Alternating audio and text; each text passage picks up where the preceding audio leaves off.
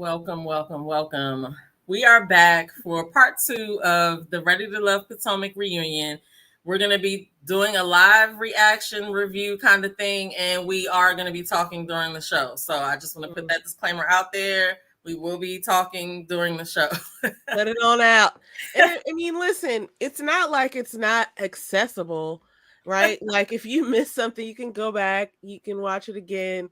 But this is our live reaction. You know, Yeah. you probably don't want to miss this. Not like we're, whatever. I But don't know what's going to happen tonight. And I think that the craziest part for me that I just can't get over is that they are all watching it.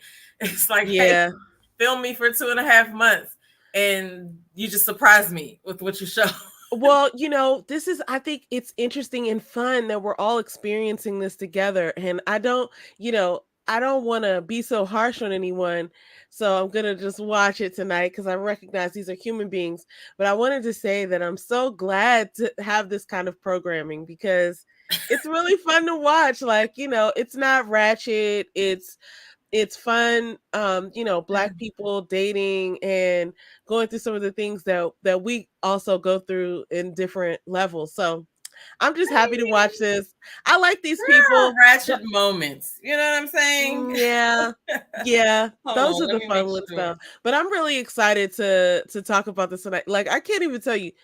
I was so excited for the next for this part two of this reunion after Uh-huh. part one, and then they teased the previews, and then I saw some clips, and then a couple people went live and shared some things, and I'm just like, I want to see what happens. Yo, it's been a whole bunch of extra outside lives that are just interesting. So when I do the reviews, I be trying to um trying to keep it to what I see on the screen, but it's hard sometimes when I have extra context. It's like, oh, maybe it didn't happen just like that. Right. But I want to be like a natural reviewer. Like, okay, I'm going to, pay attention. Hold on, I'm No, about I to think no, bring your make sauce. sure. Hold Bring your sauce, man. Like when you have that extra information, like I know I need that. When I listen to your reviews, I laugh because I'm I be like, laughing oh, at I didn't think myself, of it bro. like that. And you have the information. Like, yeah, you're not just I just want to be honest with you. You're not, if you have that information, please share it. You were just sharing something with me right before we started that I found fascinating. I was watching some of it, but I didn't get the whole entire run of it. So I Okay, mean, so you talking about the when I was like they had the 20-minute segments? no, when we were just talking about the video that Paul did. Oh yeah. So But yeah. like, see, this is what I'm saying. All of these kinds of things, like, bring that. Please bring your sauce. You know things, and you're piecing things together in that Lord brain, mercy. and we need to be privy to that for So I sure. don't know. Like, so basically, all I know is that she's saying one thing, Tina's saying one thing, and he is like adamant on the fact that he has receipts to deliver. And so everybody was waiting because he's been saying all season that 901 after the reunion. I'm just telling everything, whatever. But I don't think he's actually gonna go live at 901 now. I think he's putting out something else tomorrow. But last night he dropped a video that basically was talking about his perspective of I mean, it was other people kind of involved that probably had to vouch for it too. So it was like he was talking about stuff that happened or whatever. So I don't know, but Tina is supposed to be live like in 10 minutes because she's gonna do a live like reaction like we're doing. And so that's probably gonna be really interesting. I don't know. And then after that, she said she was doing like question and answer or whatever. But I'm like, everybody's going to be live after this because it's a whole bunch of drama I surrounding it. mean, I'm looking forward to it. Like, I'm looking forward to it. So, I'm ready to get into this, but how was your week? We might as well go. I might as well ask you that. Okay, so actually, my week was really good because I did good at work, and then I had like a good balance of like what I was doing, personal life or whatever. So I think it was really good. And it was like I never stopped to be like, oh, I don't want to do this on this day or whatever. I just went with the flow of everything and I'm happy where I ended up on my, at the end of the week. Because I had a date on Wednesday. It was this person's Yes. second date. And so he gets the snaps because he did well. He did really well. Okay. Actually, I'll just tell you what we did on our date just so you can see. Like it was a simple date, but the company was good, but it was just interesting. So we went to do mini golf, right? And Okay. then by the mini golf course, there was a batting cage because he plays sports and stuff like that. And so he was like, he really wanted to do that. And so I went over there. I did it. Actually, my hand is sore today because that ball really hurts. You know what I'm saying? When you hit the bat to it or whatever, I didn't really I didn't really realize it was gonna be like that because he was asking how my Yeah. hand was, and I was just like, it's fine. But today I'm like, So oh, the day after, yeah, or a couple he of days showed me later. how to hold it. I just fucked it up. But and so he did that. He had all this little stuff with him to like go do it, and he was like, so you know you got to put a helmet on. And he gave me like this hat or whatever, Yeah. one of his hats, and I was like, what do you want me to do with this? He was like, you need to put it on your head because then you're gonna have to put a helmet on there. You don't want the helmet to touch your hair. I was like, okay, all right, you're smart, okay. But he did that, and I got to watch him do his thing because after I did them softballs, I was like, I'm good. And then we went to go eat, but it was like a nice little like go with the flow date or whatever. I thought it Yeah. was kind of cool, but I like those when you really get to know the person. And it's yeah, just like, so, I asked a whole going bunch out of of your comfort zone sometimes puts you into, what'd you say? I said, yeah, because I asked a whole bunch of questions. Yeah. Going out of your comfort zone sometimes and experiencing something with somebody, that's the best way to get to know them, who they really are, and them to get to know you because you're, just trying this batting cage thing out. I think I had to go to a batting cage when I did for a very short time in high school. I did softball. Oh yeah, I did softball, Very but short we time. didn't go to a batting cage. I quit before we got to do any of that. Right. Because I was telling this story the other day because I was like, oh yeah, I'm gonna play softball, and I swung, and that was my first time trying to do it, and I swung too early, and the ball hit me in like the side. I remember and that. all the wind. I was like, oh no, I'm I'm out. good. But yeah, so that it was fun. It was fun to kind of see him do something that he really wanted to do, and Yeah. he was enjoying it. But he was hitting them damn 80 to 90-mile-per-hour balls or whatever. I was like, he was like, you want to try it? I was like, nope, I'm good out here watching. You had a flashback of that time you got hit in the side. I was like, oh heck no. But yeah, so then we got something to do tomorrow too. So that's kind of cool, you know what I'm saying? Yeah. Anyway, how was your week? Man, that's so funny because when James asked me this on our other joint, I always be like, while you're talking, I'm listening, week? but I'm looking to see if she went live yet. Okay, yeah. Go ahead. Yeah, I had a pretty good week. It was kind of a continuation from last week. It was super like odd, but I mean, God is so good. I just can't complain, yo. Like for real, for real.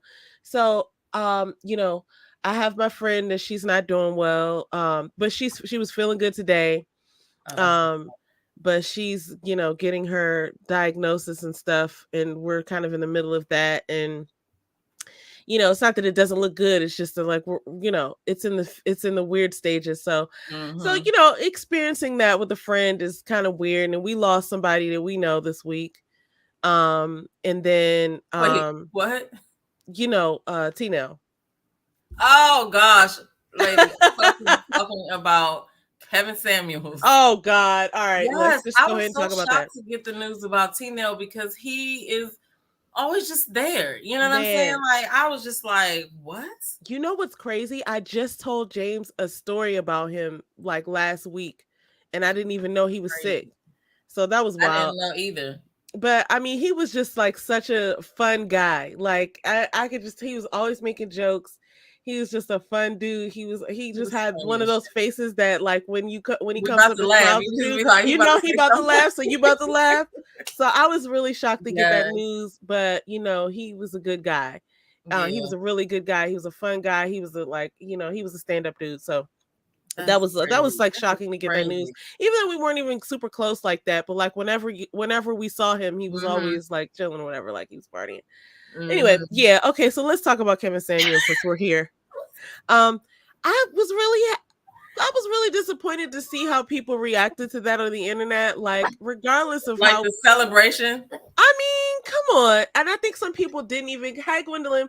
I didn't even think some people realized who that it was true, right? So I think there was some reaction. Hey Gwendolyn.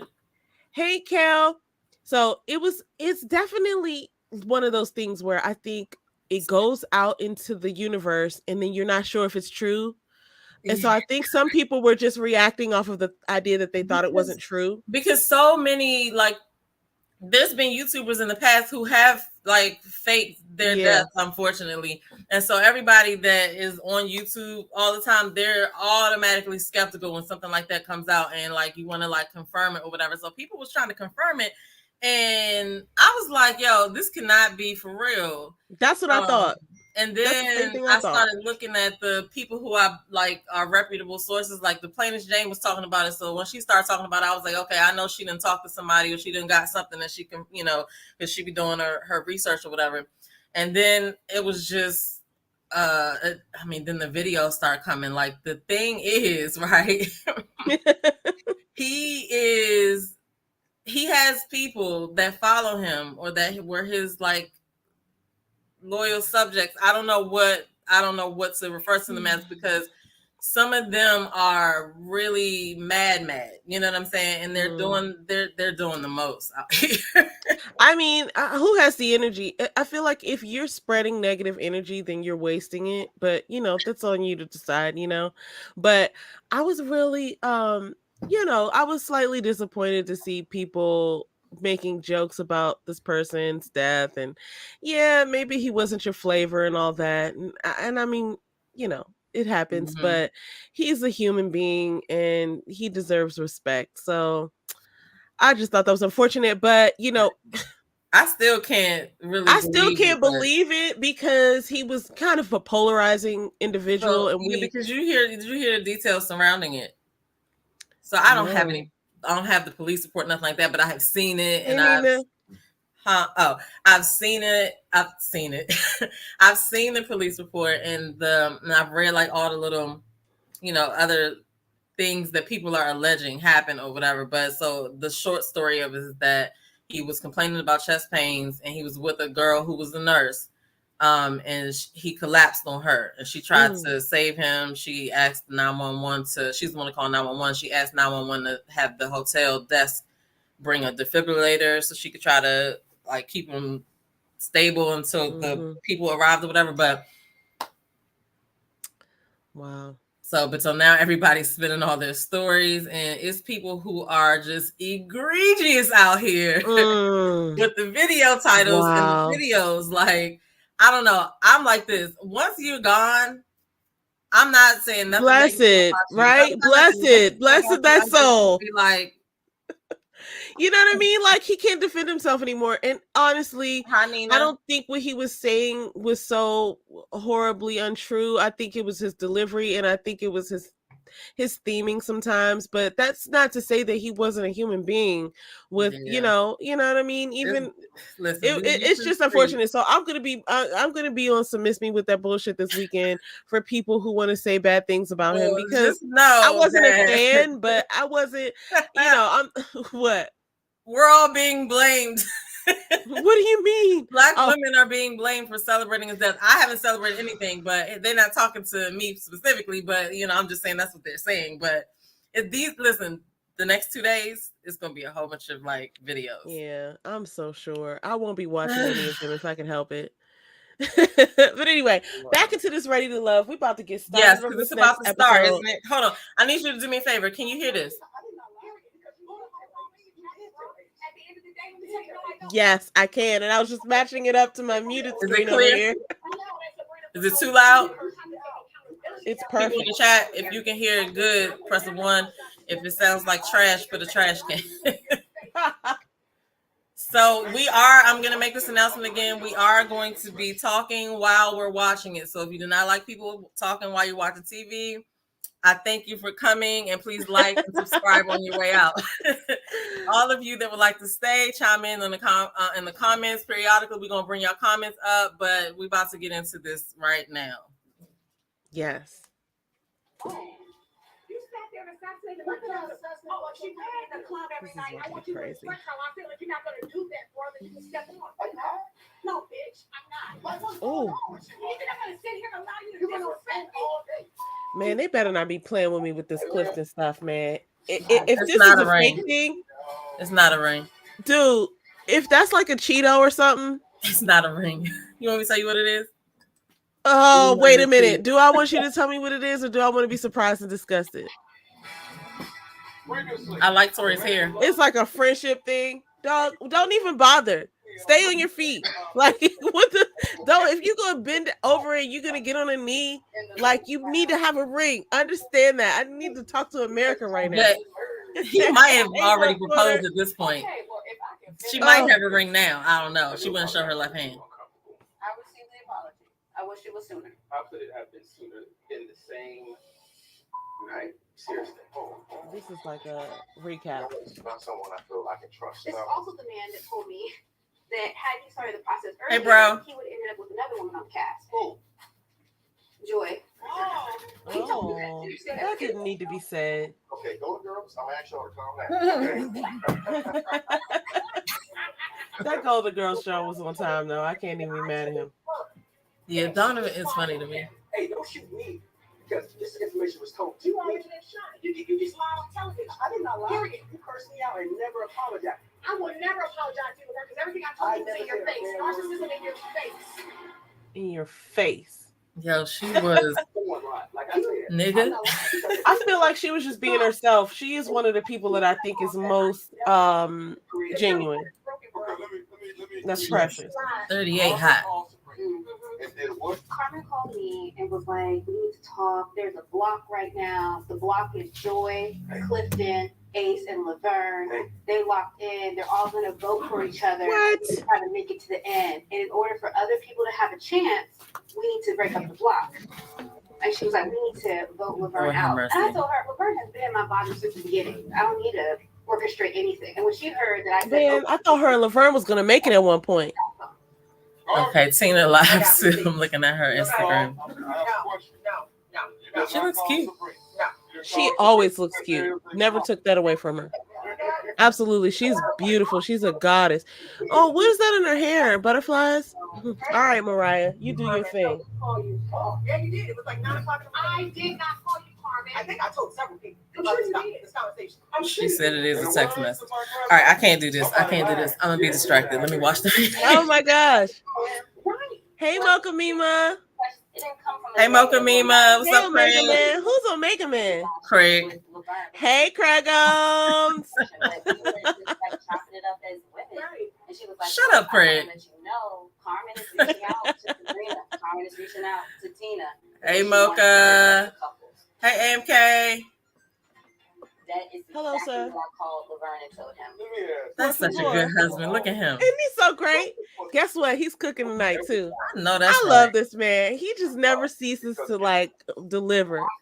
I got me a good one, y'all. And it was almost by mistake. And like, I mean, like, I wasn't looking. I was just Yeah, like, that's let the me best sit time. this beer out or whatever. And then we were friends.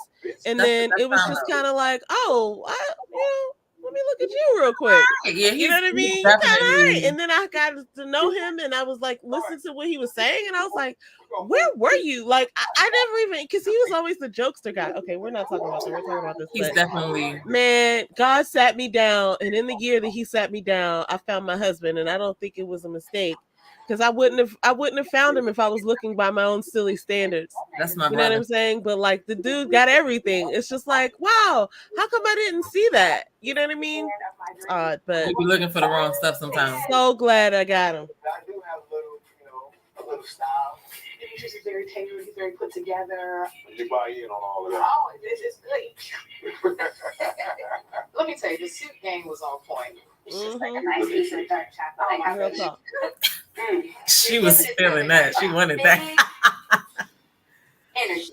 You fill in the blank. She was double dipping or something weird. You get googly eyes across the table, you nibbling on people's ears.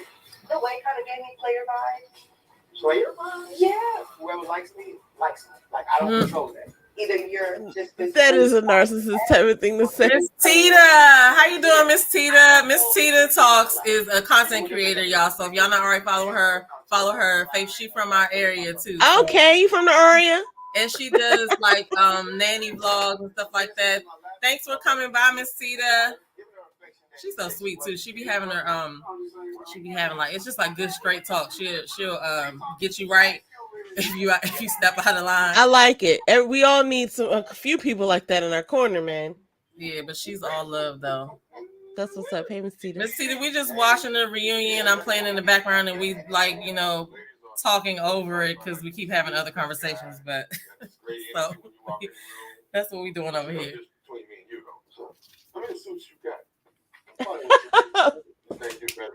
Oh, oh, that's some narcissistic stuff right there. Oh, Lord, he's a trip. Yo, that was funny. That was a real awesome interaction between them two. Tina, when she said it, it kind of like, damn, why does it have to be a player? Why can't it just be a dude that's that Bama know he was a player.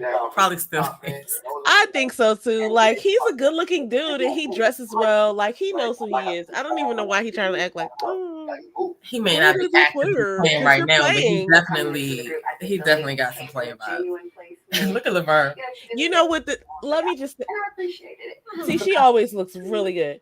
But one thing, when some people say things like that, like, "Well, I gotta be a player," it's their perception of how they're coming off. They're like, "I didn't show you that yet."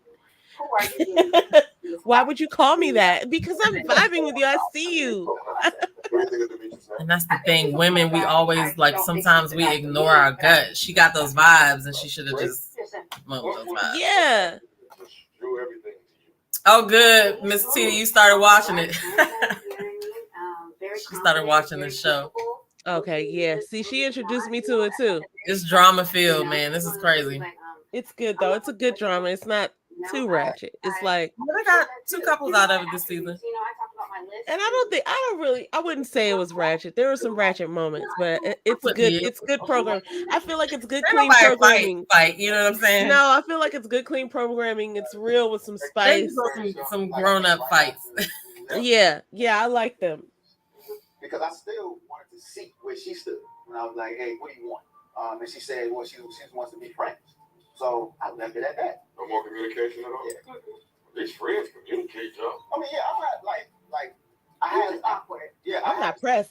I have options. That's what he was about to say. Like some stuff.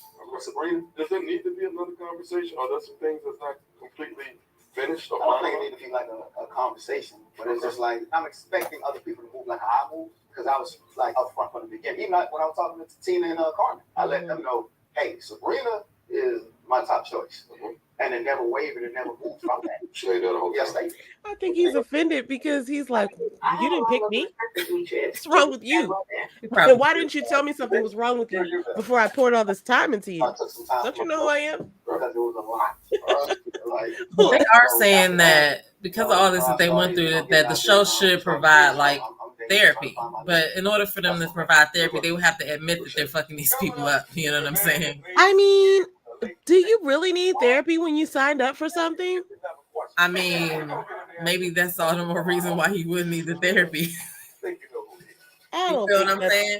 Like, oh, hold on. No, bitch, I'm not. Like, what's going on with you? Even if I sit here and allow you to disrespect me. All right. I like to know video.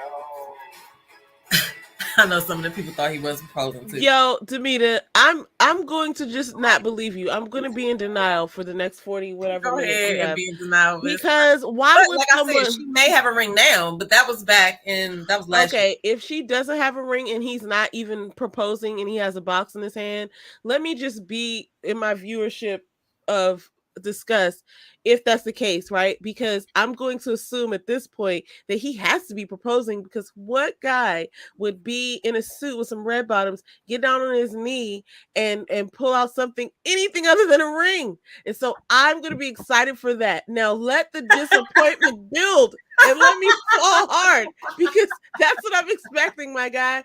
That's what I'm expecting. And every time someone does that and you don't have a ring in your box, understand that this is what we all want. Look, Sabrina over there crying. She was right. And it was way too emotional for what you're not getting proposed to. But okay, so this is what we're expecting. There's no other thought in my mind. I don't want anybody to think that, you could do this and have a Cheeto in your box or have something like a friendship charm. No, we don't do that over here. Okay, if you get up and get down on your knee we're expecting a ring. I want to see you put a ring on somebody's finger. So yeah, let me just be over here in denial about that so that everyone can see how detrimental I'm gonna let you have that. You just go ahead and sit on that for a second because it's not a ring. But it's not gonna happen. No, but we'll get to see what. And I'm gonna be really upset. Like, they know what happened. They told us what it was. Somebody told us what it was, but there's a lot we just don't get to see or whatever. So I don't know. I just really want to get to the Precious part because she was like, "No, bitch." I was like, "What?" I know. You know, she strikes me. What? She strikes me as somebody who's been one of the most authentic people on the show. And you know, maybe she wasn't everybody's like flavor or cup of tea or whatever, but and you know, maybe sometimes her makeup didn't match her neck. But it was not just her though. It was a bunch of other people. But I think it had to do with the lighting. But that's Owen's fault because you're the show. You're producing this show. Like, why don't you want everybody to look uniform? You know what I'm saying? Yeah, but even if that was the case, and a lot of that stuff, especially like with flashback and stuff, you don't know until the camera shines on you, and then by then it's too late. I'm sure they weren't doing like that's my point. If I'm filming a show, I know what lighting we're going to be in, and my team is going to get you straight. You know what I'm saying? So that's on Own. But I will say this about Precious. I felt like she was one of the more authentic people that I could really truly believe that that's who she was, the person who she was showing up as. And it was not really any like, you know, cut cards or like really mysterious, like what's happening here. So I really appreciated that about her. So if she's reacting in a way, I feel like it possibly could be warranted. You know how somebody be gaslighting and just be like, yes, you know what I mean? I mean, so the bottom line here is so far I've only seen the preview. I don't really know what happened yet, but whenever a dude talks to you like that, you know what I'm saying? It's like, okay, so you see me smoke a J one time and now you out here on national TV talking about, are you hot, nigga? Are you serious right now? That's the vibe that I got from that. Yeah. The way she reacted was just kind of like, I can't believe he used that against me or whatever. So, that's a great insight. But I don't know. That whole energy was just like, okay, you didn't have to go there, but who knows? I mean, who knows what the comment was and what it was warranted by. So, but I do say that I feel like I didn't see her overreact on the show really. So I don't know if she's overreacting. No, she was trying to check. But see, that's another thing. He was also the person that started that rumor that she was a party girl. So it's like here you are again perpetuating whatever. Yeah, some falsehood. With the key. Oh, how are you? I'm P.O. As in Popo. As in post office, because I deliver. He delivers. So the grub. What comes out of Paul's mouth doesn't match the energy that I receive. True. But it works for me. Paul had showed me what he's all about. I've never felt anything like this in my life. I'm different. Like I forgot about that part. Oh. I'm not going to sweet talk you. I want to give it to you raw, right up front. If you're intimidated by a man being real with you, you got to take a second look at yourself. That's a real moment. This process, you know, I've had, you know, a couple of funny pan out. He is, but I kind of get what I had him all pegged wrong in the beginning. He did grow on me because at first I was like, who is this cat daddy? Like, what is he doing? You know, you're right though. He's still giving me cat daddy vibes. He's much cooler than I previously, than I previously thought. All right, good night, Miss Tita. Thank you for coming. I love her. Okay. No, I was just doing the wave, but I got the background on, so I can't see. Because I'm going to do my best to take care of me first, and my decision. Where's Paul from? New York? Yeah, he's from. I like the way he pronounces some of his words. I really like Paul now. Like at first, like I thought he was, like I said, like a little cat daddy, but nah, he grew on me for sure. This is a beautiful moment. Okay, let's go piece by piece. First, she was with Precious, and that was very aggressive, don't you think? If that's all I saw for myself, I would say that guy's a jackass. Precious, you was there for the whole talking about himself. Okay. Yeah. I took that he was talking at me, and all I was there to do was to defend him. And I didn't like the way he talked to Ace at first too, but and I think we all had a first impression of Paul. I proved what I did. I apologize if you were hurt in that process. Precious, how you feel about that? I respect his apology. I'm working on accepting it. Okay. Now, before we leave you, Paul, you and Carmen were intentional. What happened there? I think there was some confusion, so to speak. So where did the whole "he's not attracted" come from?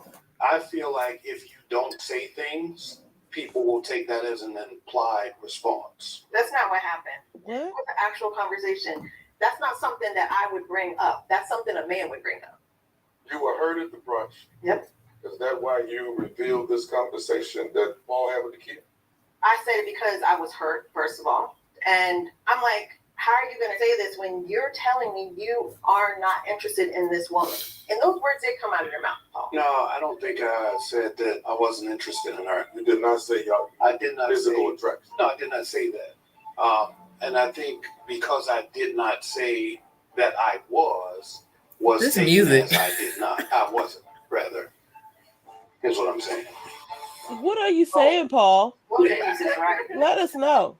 The kid, what's your reaction to all of this? I think that she thought that she had a stronger connection with Paul than she did at the moment. And when Paul was saying these great things about me and didn't return that to her, she was like, oh, well, watch this. Were you surprised? That could be Paul accurate. you at the end? No, like we already knew that we were not in a place for each other. He just got a chance to say it first. Since the journey, Yeah. have we tried to see if there's a spark there at all? We did go out once and are great as friends. Yeah. Yeah, why? Yes. Did I see you on a solo vacation? I went on vacation, but it wasn't solo. Or you was with somebody? Why you I smiling? know that's right. I'm a boyfriend. What? Right? Yeah. Okay. Tell me about your boyfriend. He's great. I'm a little frustrated that I had to go through all this drama just to find him when he was already at home. But I'm happy. I'm looking forward to the future. That kind of reminds me of believe that the ultimatum. All right. I wish you well. Thank you. Paul, what you doing? You date? Yeah, be a nice little dime, shorty. I got a nice I'm not gonna say shorty. Are you happy, Paul? I'm happy. Okay. When we return, our girl Tina is going in the hot seat before she's gone. You The already hot know. seat. Just some help. She will. We'll hear more after this. I need her to go in the hot seat because I need some answers, Tina. And I still didn't watch that breakdown that she did. That you But told is me he to. going to ask her the questions? I feel like I have faith in Tommy. I think he'll ask her some questions because you got to remember she goes to Tommy as well. Okay, so he wants some answers, and I think he wants the same answers I do. It's interesting that she's going live Right now. I'm not gonna lie, Right now. because I feel like she feels the need to defend herself. Let me ask you something. Are any of the other cast members going live during the premiere of the show that they worked so hard to produce and get on the air? Are any of the other members? Because if they are, then I get it. They're not live with her. But that's another thing too, though. Like, Interesting. So, and listen, I have no beef against her or anything like that, but I do think that she pulled some okie doke type of moves. Let me say this, because I wrote down some notes while they were playing. I wonder why Precious was so like, I'm still trying to work on accepting his apology for talking to her like that. Like, I don't understand what that was about. But I don't know. But like, maybe some stuff happened that I guess they never talk about that happened behind the scenes or whatever, but it's like they're talking around stuff. You know what I mean? Yeah, like there's been missing some pieces. After this, I'm pretty sure they can say what they want, but I mean, if you have had a certain, I guess, storyline the whole time, you're not just gonna switch it up. But I don't know. I don't know what's real and what's fake at this point, because they they play stuff. They play some video and then they take some audio from over here and play it right here and make it look like they're doctoring. They're doing a bit of doctoring there. But the other comment I wanted to talk about was the Paul and Dakia thing. Like, we already knew they weren't going to end up together. I mean, they met each other's family or whatever that was, but I think they were just going along with the flow. But I do think it's pretty dope that both Dakia and Paul are dating somebody after the fact, because maybe this is why it reminds me of the ultimatum.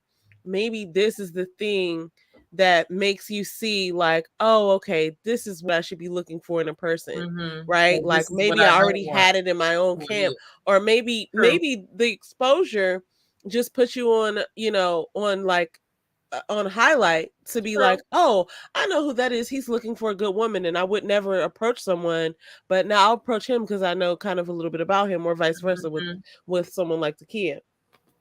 Right, because it's so funny. Like I can imagine. I mean, okay, so it's probably, I don't know. I was gonna say it's probably easier for a woman to get a man than a man to get a woman, but I don't know. Sometimes you just don't realize who's available and who you should approach. And I feel like both of them are as such, like they're both good catches. So if they have people in their lives who were like, I mean, should they already still know people? But understand too that people out here always in people's DMs. You know what I'm saying? Yeah.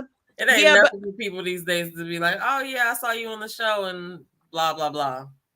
No, I was thinking of it more in a way where it's like if Takia, because she had mentioned something about, I don't know if she said she worked for NASA or something like that. NASA. And then Paul, too, when in his circle, it's like if you're thinking about how, oh, you put yourself out there to date and to find love, and they might have somebody in their circle who just never thought like that they should approach, right? But it was just kind of like, oh, I was eyeing you years ago. You're open too. Now it's like, oh, I see you're open to love. Like I didn't know that. Let's holler. You know what I mean? I feel like that's kind of like an ultimatum kind of vibe. But I think that's cool. That's true. The ultimatum was funny. Yes. Checking out the guys to see who's gonna be that aggressive. You saw me come in. What was your first thought? Damn. Okay. She fine. When bad things happen and we have a disagreement, how was her communication? If she feels some type of way, she will cut you off. Nice and nice. He looks traumatized. I just noticed that. She seemed to not really care and kind of like disengaged. So does she really have the bandwidth? The bandwidth. I'm sorry, that was loud. Nobody was saying that. Really hard. I hadn't heard from you. Tina still was not here. The question is Tina coming back? Like, where is she at? We're really questioning if Tina is. See, she said, is she coming back? So that's why I'm like, was she there in the beginning and then she left? Ooh, no, that's a good point. I didn't consider that. I don't know. I don't know what the fuck is going on, man. I'm mad they had to sit down on the bed. Him and Carmen slept. Yeah. Production probably was like, oh, go up here and talk. This is the part that Tommy's going to get in there about. Still haven't showed up. Look, you see his face? Like, that man was not out there for no hour. No, he probably went out there for an hour, but he looked. That man went out there to film that scene. He was not pleased, though.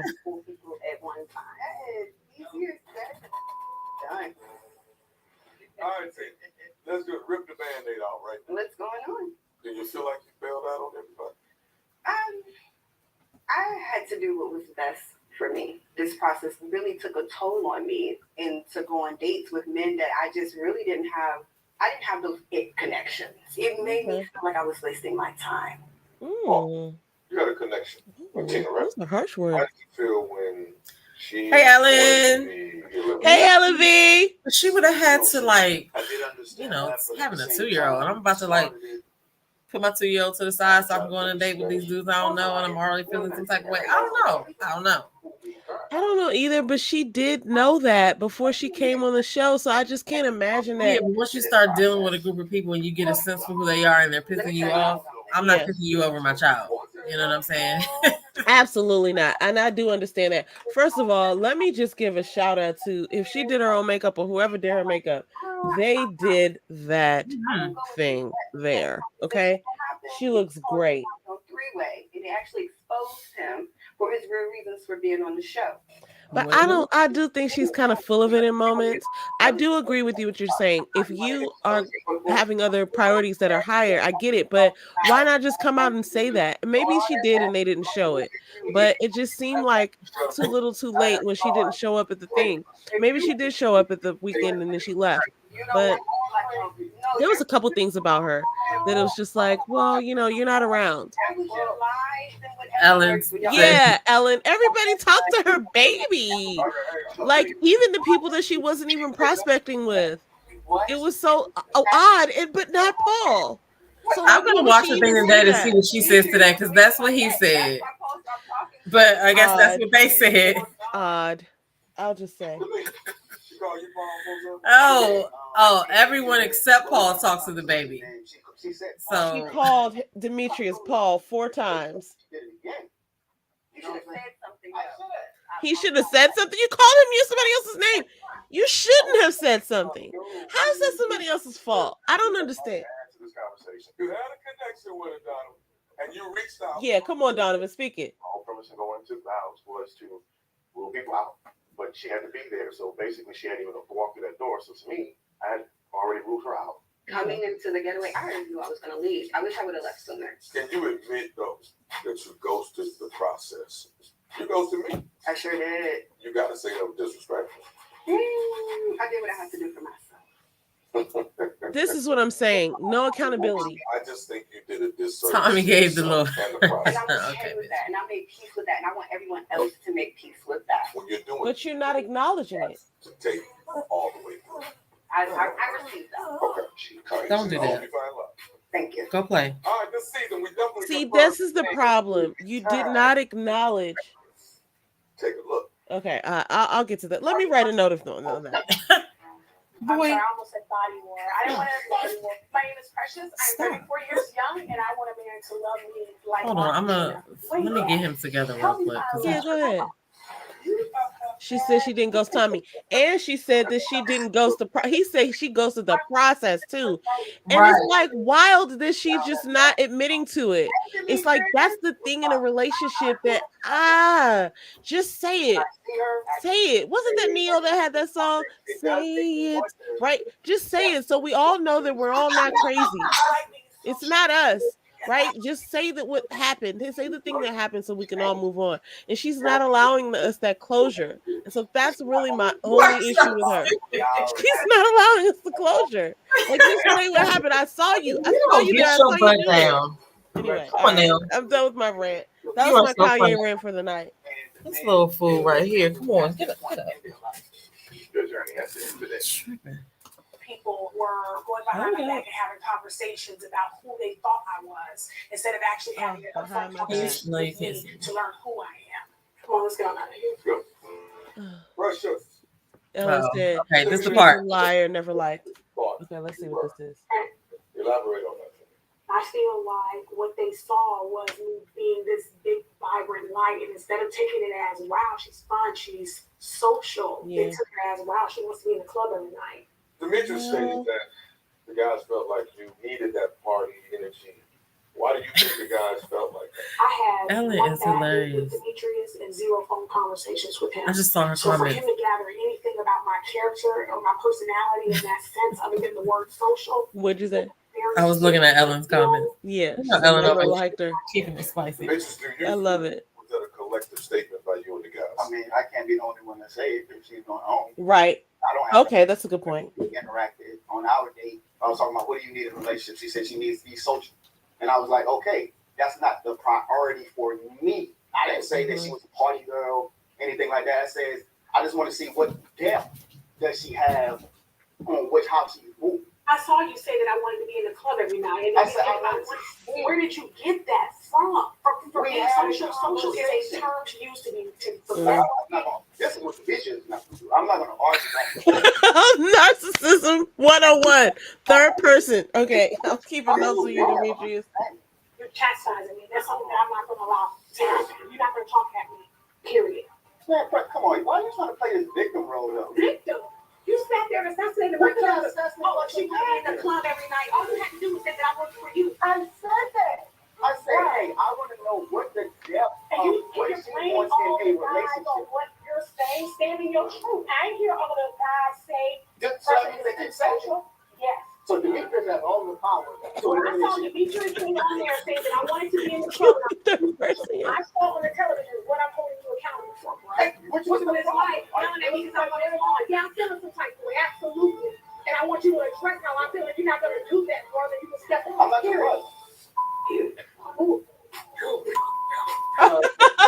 guy. Wait, I feel disrespected. there has to be a better way. I didn't disrespect Yeah, you. you I said you wasn't for me. absolutely That's what I disrespected me. said. And I have That's not nothing else to say. I don't think he Not hurt my disrespected feelings. us. I don't care about hurting your feelings because you are a non-factor in any of this for me. So why are you making this a big deal though? Because I don't like anybody talking Trying to about me. Period. why are you trying to make this a big deal and it's not? Like, don't Okay. you dare look down on me. What are you talking about? There's some insecurity here. Period. That's the problem. Well, if you know that, why you arguing? I said You are not God and you are not God, Demetrius. Please. Yeah, she's a little dramatic with this. I think there's some insecurity sleeping out there. You're gonna sit there and sit there and say I'm high now? No, What's going on? no, because you've been on and sit here and allow you to disrespect me. You can walk out drunk and be you bitch. Ooh. That was crazy. I think this might be the first. Wow. I'm gonna fall out of here. He knew what he was doing though. I don't know. Do you think so?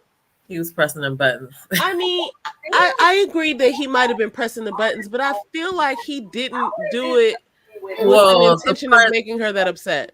Okay, the part where he said, "What are you talking about?" It's like that is like way dismissive. Like, okay, now I'm tripping. Okay, and right, nothing. You didn't. You know what I mean? So I don't know, but I don't know. He wasn't there, and I wonder how long that shit went on. Like we only like the dialogue, right? I'm sure they just clipped it because it's probably several minutes. Because they filmed for like 13 hours for that day. But so, all right, here's what I picked out of that. Yeah, he's listen. I'm not gonna call him a dick.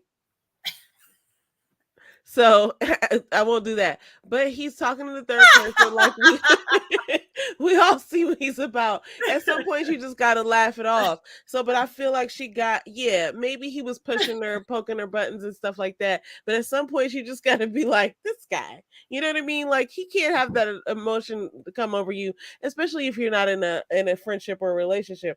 I think felt like she practice though. I felt like she got, what'd you say? I said, I think if that shit takes practice though, to be able to like. Yeah, I agree, but also like he's pretty much a stranger to her. Like as far as him having a hold on her emotions, it's not like they were dating exclusively or something like this. So I just feel like she was talking about how he disrespected her. I didn't know, like you said, we did not see the entire conversation. Maybe he said something disrespectful, but even from the look on his face and the way he was sitting, it seemed like he was just being like his old button pusher Demetrius. That's what I don't think like he knows that he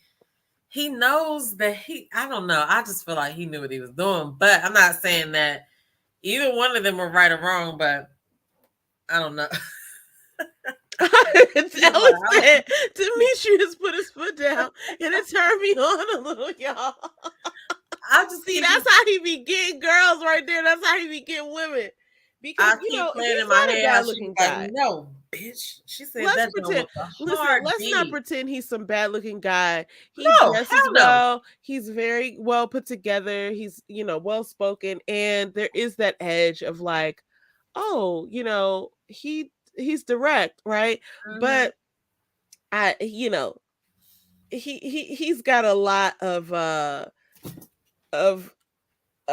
dick like qualities as far as like you can't be around this person for more than a set period of time because you see how many times he started talking to third person right there. I mean, the third person was like, what? I think that's a part of him. I think that's how he thinks. Like, you know what I mean? Like, well, here's what Demetrius is not going to do. Like, let me tell you how to interact with Demetrius. Demetrius is right? Like, I'm Demetrius' representative, and let me let you know that he's the emperor. And when you approach the emperor, you need to act accordingly.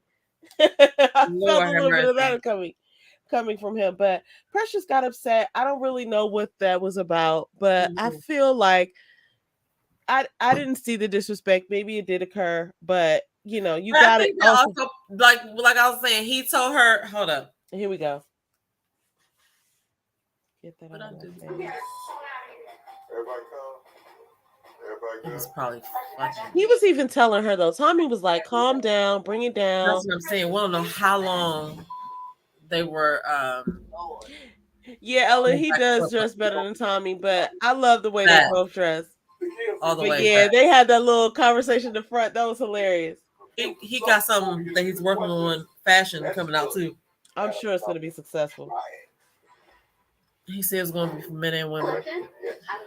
He got the build, he got the voice. This one I thought Clifton could do no wrong. When you think about premarital sex, Yes, please. Joy's been my strongest connection. But I asked the kid on a date because our chemistry was there, but we didn't have that much time to spend together. Oh.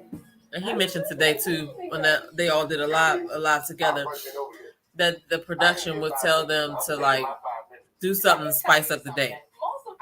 Oh. They would tell people say this, and then they would tell a person, when this person say this, you say this.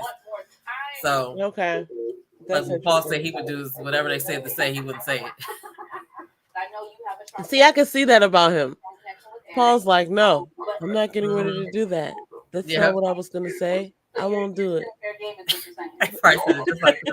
I won't do it.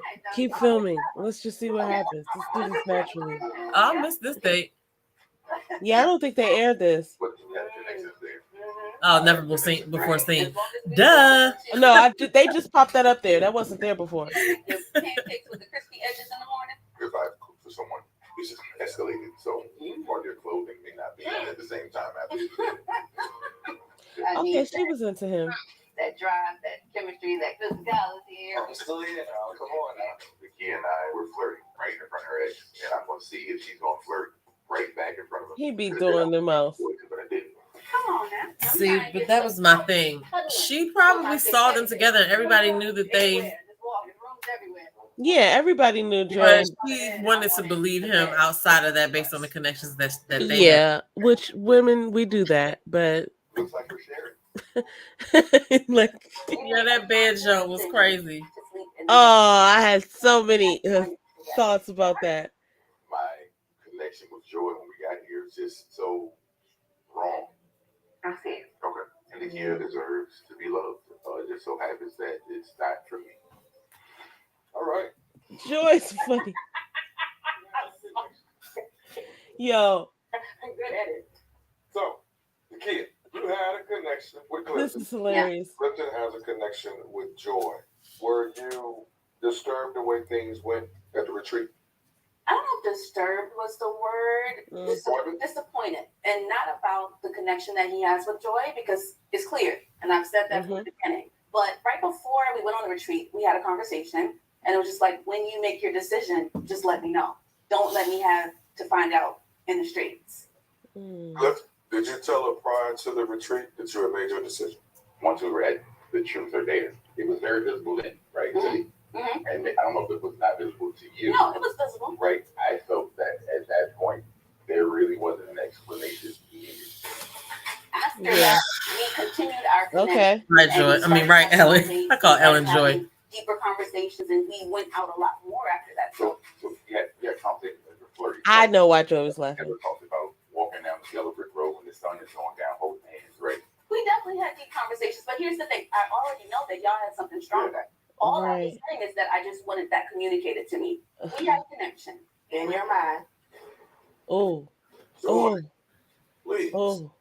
In the beginning, I'm quite sure everyone knew how strong our connection was. I don't know at what point the courtesy needed to be given. Yes, you have feelings. We all have feelings. And I can't say it, but I'm going to say this from the jump. Everyone knew it was Clifton and Joy. It's like created this something that honestly no one else saw it but you. Any point any woman saying to me that you're going to take someone from me, so that's out of context. Well, your context. That's what you saw. I just don't understand why she did this. That is what we're doing, because like, you got the man. Watching all of this. It was a show where y'all were competing. I have. Honey, I have. I don't. Finally, first of all, let's go back. Let's rewind. I have never said that I was heartbroken. I have never said this question. I'm not talking to you now. He broke my heart. He was crying and tears. Yes, I cried, but I wasn't heartbroken. Then you think you deserve a courtesy?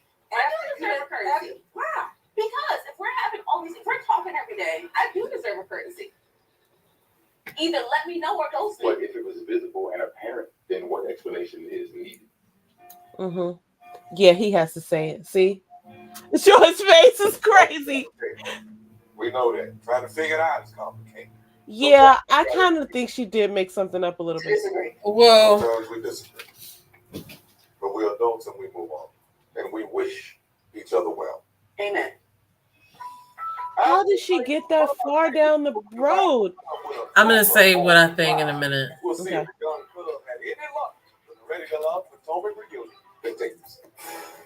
So Okay. I think this, right? Yes, we are all watching this package put together, and people who are around them may have been like, "Oh, I can see that," but just because they saw it doesn't mean that everybody should know. Like, I can't just assume that, you know, I came in here and I cook food and I go outside and y'all smell the food. You can't just assume that I'm about to feed your ass. Like, I'm not saying that she shouldn't have known, but it is a competition where y'all are competing. So if somebody has multiple connections, like at the point, so okay, I'm not even going to that. What I think should have happened is Clifton should have told her way sooner than he did. He should not have kept leading her on, because there are women out there who are just going off of what the man is saying, off of what the man is doing, and I'm not paying attention to the other woman that he's with. You know what I'm saying? I'm going to pay attention to our connection, and I want to believe what you say. Now, she may have over exaggerated the thought, but I think it's unfair for Joy to want her to give courtesy to leave her man and her connection alone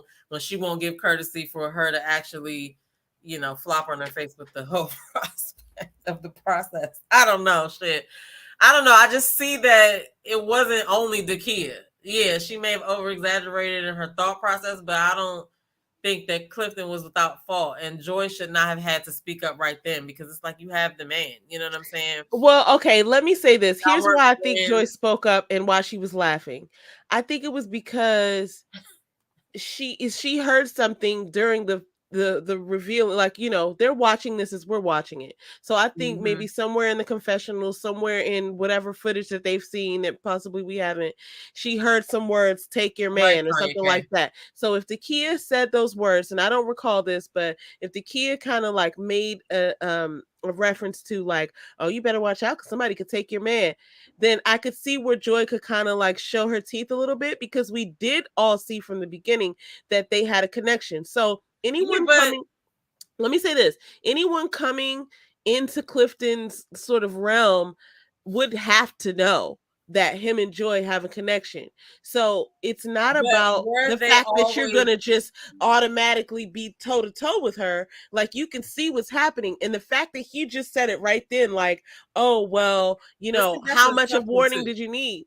That's an assumption too. Like, I don't know. Maybe I'm a very direct person. I like to make sure everything's clear. And if I'm going somewhere where there's more than one person interested in me, I'm gonna make damn for sure that your ass know to stay over there, because this is the one that I'm gonna be with tonight. So I'm not gonna come there to the event and then be like put in an awkward situation, then have to say something.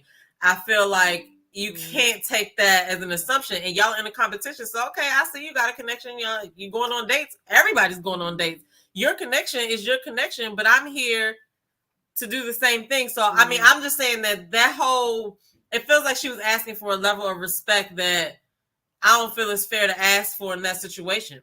Like, look at, and I mean, coming from Joy's perspective, I can understand why she felt like something was made up, because she wasn't a part of Clifton and Dakia's connection, whatever they had, and she is not privy to their conversations. Well, there's one point where Dakia just said, I don't know if people pick this up, like, if you're talking to somebody every day, then they need to tell you, or they need to ghost you.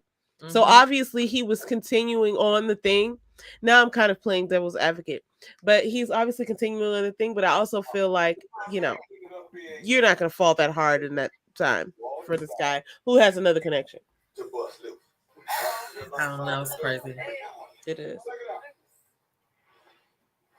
How old are you, Wally? Okay, yeah, maybe 35.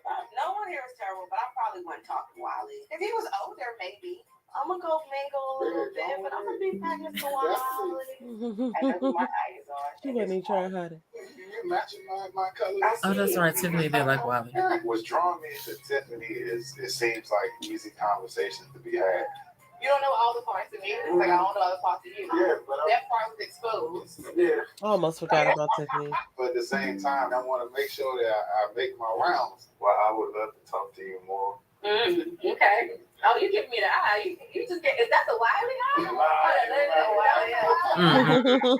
Man hit me with the. Wiley, what you doing, boy? A baby. As a baby. Yeah. My age is not just. She's not even that much older than him. How old is Sabrina? She like gotta be like 35. Wasn't she like 34, 35? It's difficult because I can't even fix my mouth to say that you're not. I think she was only older than him by a couple of years. Okay, ain't nothing wrong with that. Okay. I feel like everything happens for a reason in life, and I know that woman, Mrs. Brown, is out there. Now it's time to open arms to that woman that's gonna be right for me. Why? What do you feel like, Dan? Wiley got a bad cut. I feel like he was a good dude. At my age, they automatically dismiss me, not even give me that conversation to be able to just show them who I am. Right? Once you find out how I am, you realize like how much substance I have, how great of a person I feel like I am. So I really felt some type of way about that. It felt like I was in a little way, mainly because like once one person said, I feel like it was monkey see, monkey do. Everybody jump on that. Even Tina was his age, was into older men. So yeah. Check that. Gone. I wasn't being mean, Wiley. I didn't say that. I didn't say that at all. Did you check out? They talking him all slow like he's a third grader and shit. I mean, young man. To date with attention. So for me, yes, but my preference was I typically like older men. For me, it threw me for a loop when I look at my Instagram and you looking at everything I do now. Excuse me? Ooh. Every story I put up. So it's I'm not looking at your story. Look at you. I see Instagram all the time. Excuse me? Like I'm checking for you? Absolutely. what? Oh my. Hold on. I'm checking for you like that. But what I'm saying is, it don't make sense to me if you say one thing and you're doing nothing. I'm not watching your story. Yeah, Sometimes you hear stories by accident. So I mean, but not every day though. Are you ready to settle down? I feel like I had a lot of experiences for someone my age. Okay. I feel like I've gotten to the point where now I'm ready to build a family of my own. I don't know. See, that's why they probably are also like too young because I'm not wiping any asses anymore. So we have amazing conversations. As if presently. Presently, yes. Mm-hmm. What's going on? Did you guys wind up going out after the show? Mm-hmm. We did. Yeah. Oh, they hit it. I see that face. They done got into something. It's a good thing. Is that a good thing? That's a great thing. Yeah, I did hear that. I can't say I put them all there. But I've left a few. I trusted Wiley was my ex, though. I think he will handle them with care. I think early on, we really had a strong I don't know if they're still talking though. It took me by surprise because initially I was. This was last year. And it's so wild to think about the gap in time. It wasn't last year. This was but I can see in the beginning of the season. So still months ago. I don't know yet, but I'm going to have to win and explore that. Yeah, absolutely. Tiffany, That's what's up. Wish y'all the best. Thank you. I hope in another 6 months you're still smiling, just like that. Okay. Okay? Yes. Smiling is the key, baby. It's time for a break. When we return, we're talking to our All right. I got a couple things I want to talk about here. And the teddy bear. You're watching Ready to Love Potomac Reunion Special. He posted a picture from November of when his first time going to visit her in Mexico back in November. He posted that the other day. And was this Clifton? Yeah, and then Carmen and Donovan had posted a picture of their Thanksgiving because the show would have wrapped in October. So I guess they're just trying to, they can release those pictures and stuff now. Yeah, I'm sure they're under contract or like non-disclosure or something. Mm-hmm. I'm just writing this down as a timeline so that I can remember that. I need to keep that in mind. Because, as you're watching it, you just feel like, oh, this is, I know it's not happening now, but you just feel like it must have been soon or, it must have been recent. So that is quite the gap because that's like almost 6 months. If not 7 months, no, that's 6 So months. they stopped filming in October, November. Yeah, that's 6 months. That's 6 months because we're now in May. But So then the reunion 6. would have been in February. So okay, so this that we're watching now would have been in February. Yeah. But the things that we were watching when they were filming were pre-October, pre-November, rather. Yeah. Okay, that's interesting. Okay, let me say this. Wiley, I will say this because I have been one to discriminate against like millennials, even though technically I could be considered a millennial. I think he experienced some ageism there because listen, I get what you're saying about the babies. I want you to expound on that. But I feel like, he has, a lot of the qualities that wouldn't matter whether someone's young or old, but he like before he even got to that exploration phase, like he never even got to show us who he was really, because people were just like, oh, you're a baby. And I get that because honestly I do that to niggas all the time, and I mean it's ageist. I'm gonna stop because of how it made them feel, because I'll tell you what else I do too. But and the other thing, I'll let you speak about your thing, and then we can go into this. When he was talking about everything I do now, you be following me. That was a little. I wouldn't have said that, but I'll tell you why. Tell me what's up with this whole like. What do you think about what he said about like with the ageism? Like he also said monkey see, monkey do. Like he felt like other people weren't going to do that. Because AP Austin said it, Sabrina said it or whatever. A couple of people probably said it. Like, I don't know. I never really gave it any thought until you were just saying, till we watched that and you were saying that. Like, whenever I meet a dude and he'd be like, I'll be like, how old are you? And he'd be like 30 or 32. I'll be like, oh Lord, you a baby. Yeah. And I just from that point on be like, what's up, young Summerlight? Yeah. Yeah. I didn't realize how offensive that might be. That's ageist. I'm not the little gift of that black boy talking about that's racist. Let's reenact that. That's ageist. I'm not going to say it anymore because Wiley was feeling some type of way about that, but it's a catch-22 with older women because, it depends on if that younger dude wants kids or not. That's a big thing because at my age, like, I would not say that I wouldn't have another baby, but I'm not out here trying to get pregnant. You know what I'm saying? Yeah. Like a younger woman could pop some more out or whatever. So that is a thing that we have to kind of be like, I don't want to stop you from having your family. So, and I don't want to stop, living my life. You know what I'm saying? Yeah, absolutely. No, that's a real thing. That's a very real thing. But I mean, other than that, like I would not, I don't know. For me personally, I know I could not date a man that was like 15 years younger than me because that's just, I just can't wrap my brain around it. You know what I'm saying? My son is like 20. So yeah, I don't know. Yeah, I feel you on that. Now, the other thing that I wanted to get, it's about to come back on now. Sorry. No, that's okay. We'll talk about it. We only got a few minutes left anyway. Yeah. And then we can talk. Here's a look at their journey. How you doing, man? Clifton is 6'4", caramel Paul Bunyan with a very white voice. I want to get to know him. My lips been all over that, right? Oh, even better. Oh, I enjoy flirting with you. I like it a lot. Now, Fiji? You sure it's okay? He had a reaction. It's good? It's coconut in there. Still chewing. If it's real coconut, immediate allergic reaction. No, don't go, Clifton. That's wild. Stopped in my throat, closed completely up. We're going to keep on with the date. Hey, oh, hell no. I'm over here and jerking your canal. I don't like when she be doing that old man voice though. Who, Joy? Yeah. Hey. I mean, yeah, no. That's just a part of her personality. When you walk into a room, I don't see anything else. I just see you to be 1,000 other people.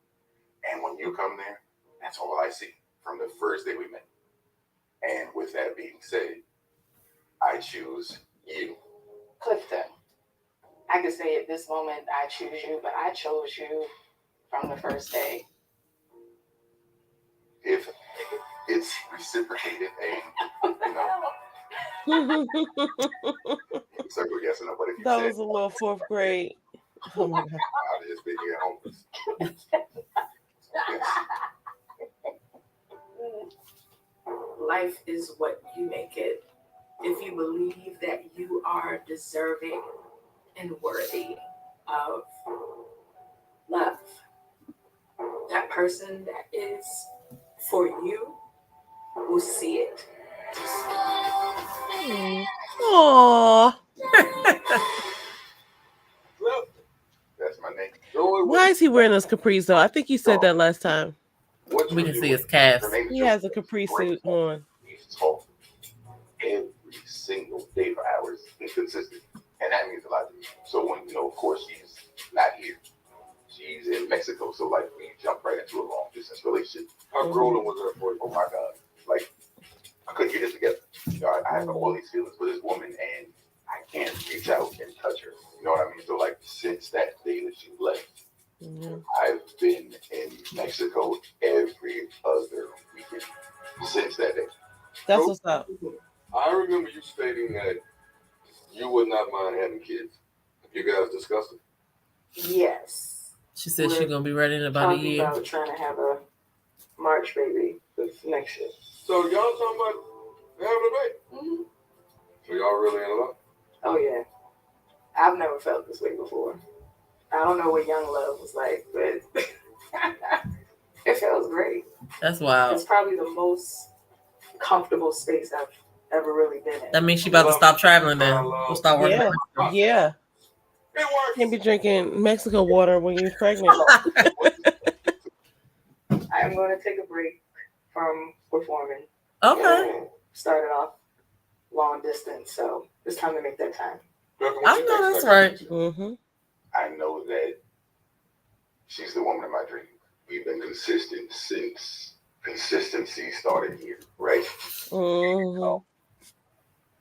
Again, it's something that I can't deny. So let me show you. Okay, here's the build up. I have something for you that Okay, you better propose. Girl, I'm living in this moment.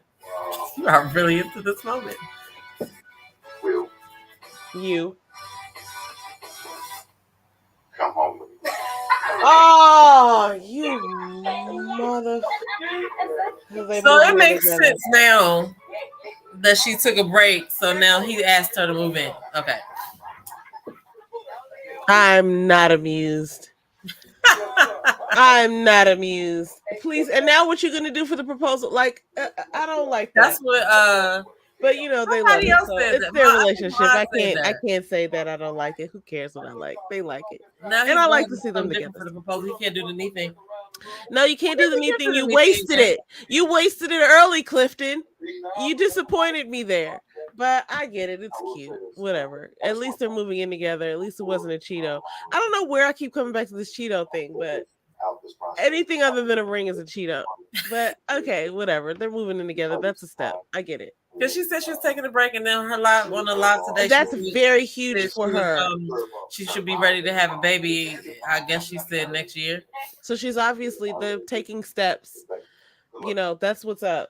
And people kept asking her about her wedding finger, but I mean her to see her hand to see if she had an engagement ring on, but she never showed her hand. I think they have a matching tattoo. They do, but it was she wouldn't show her hand when she was asked today, so it was like, okay. Ellen said, "Bring over them, bring on Miami," so she wouldn't show her hand. No, and then she talks about the baby part. So I don't know. They could be about to get married. Shit. I mean, what they waiting for? You know what I'm saying? Interesting.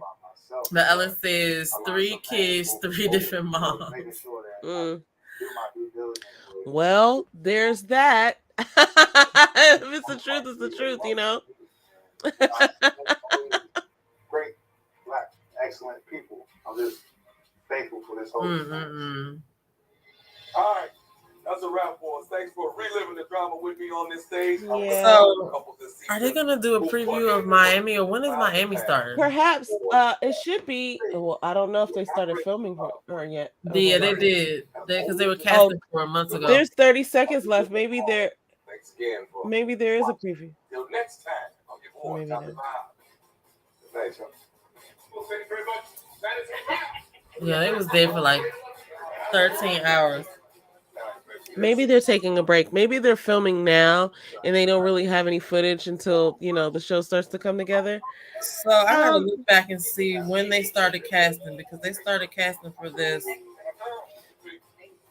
Let me just say this. Do you think that all that was worthwhile? Like, there's some people, some cast members that we never even heard from. So that's the facts. I'm thinking like, excuse me, I'm thinking like the lady who came on and Clifton blind dated her and then she got voted off. I can't remember her name. And then the guy, Fernando, who was in the back giving like, all these inaudible gestures. Like, we couldn't hear from any of them. The bad thing about it is they probably did say something, but it just didn't make it. But it just didn't make the cut. Yeah. So that's interesting. Listen, I want Owen to take some feedback on this. We don't like the way that you're doing these things with the makeup. And then if you could give these people a chance to get to know each other before you start putting them into these like really personal situations, because I've heard that more than once, especially on the last season, and I've only started watching it, in full disclosure, last season. So they started casting for the Miami season. Well, they were looking for people back in January, so it's May now. They have to at least have started filming. I don't know. We don't know what the fuck's going on. We don't know, but I will be looking forward to watching whenever it starts airing. For now, we're definitely, I want to give some final thoughts, and I want to hear your final thoughts on a couple things. But we're definitely going to look forward to watching Love and Marriage in the DMV. So I'm really excited for that to start. I think it starts sometime this month. It starts on May 14th, I believe. Okay, that's like next Tuesday. Oh, wait, do I have the day right? Saturday. May. We're gonna find out. Yeah, I gotta find out. I was gonna do another video and say like when I was gonna start watching and stuff. And look, I'm down. That's it. That's all I was gonna say. I'm ready. To see that. I think that's gonna be interesting. But what else? It was something else that I wanted to ask you about.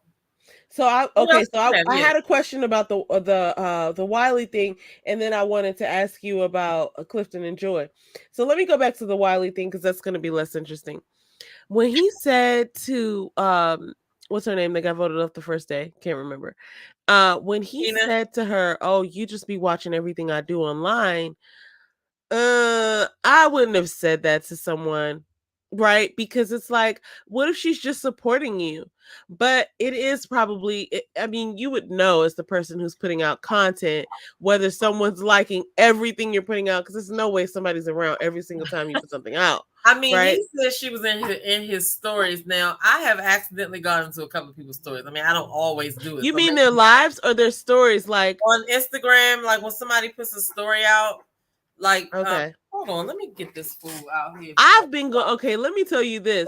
I'm famous for accidentally going in people's lives on Instagram because I get that notification at the top of my screen, and if I'm searching for something or if I'm like using my own phone that I pay for, and then somebody goes live and you're like clicking whatever you were about to click before the live thing came up, and then you go into their live and there's only like 3 people in there, and they're like, "Hey, yes, I'm a unicorn." I'm like, "No, I never meant to be here." So, like, I don't know if that was what he was talking about. Listen, that happens to me all the time. I'd be so mad. I'd be like in my phone doing something, and that happens, and I'd be like, "Oh, right." Like, I didn't mean to do that. So, and so there's that. I was weird about that but it could be this, because remember when he came on there, nobody knew who he was. Mm-hmm. Then when somebody pointed out that he was Chuck Brown's son, I would imagine that gives you a little bit of sort of clout that he wasn't looking for. And she got voted off. I think it was the same day that they got there to the mansion.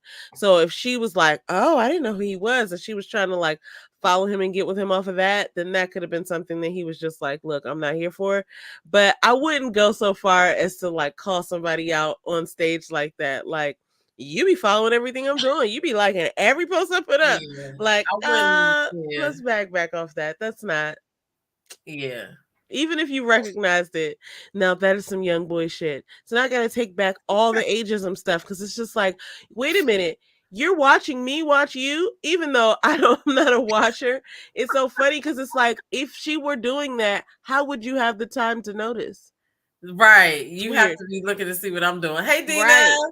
Why are you telling people like you like everything I do and that's a problem? Like, it's weird. So anyway, off of that kind of just went to your point. Like, yeah, I guess he is a little bit young to be saying something like that, because a grown man probably wouldn't be noticing. I don't think that he should take it personal. I'm not saying he's not a grown man. Let me take that.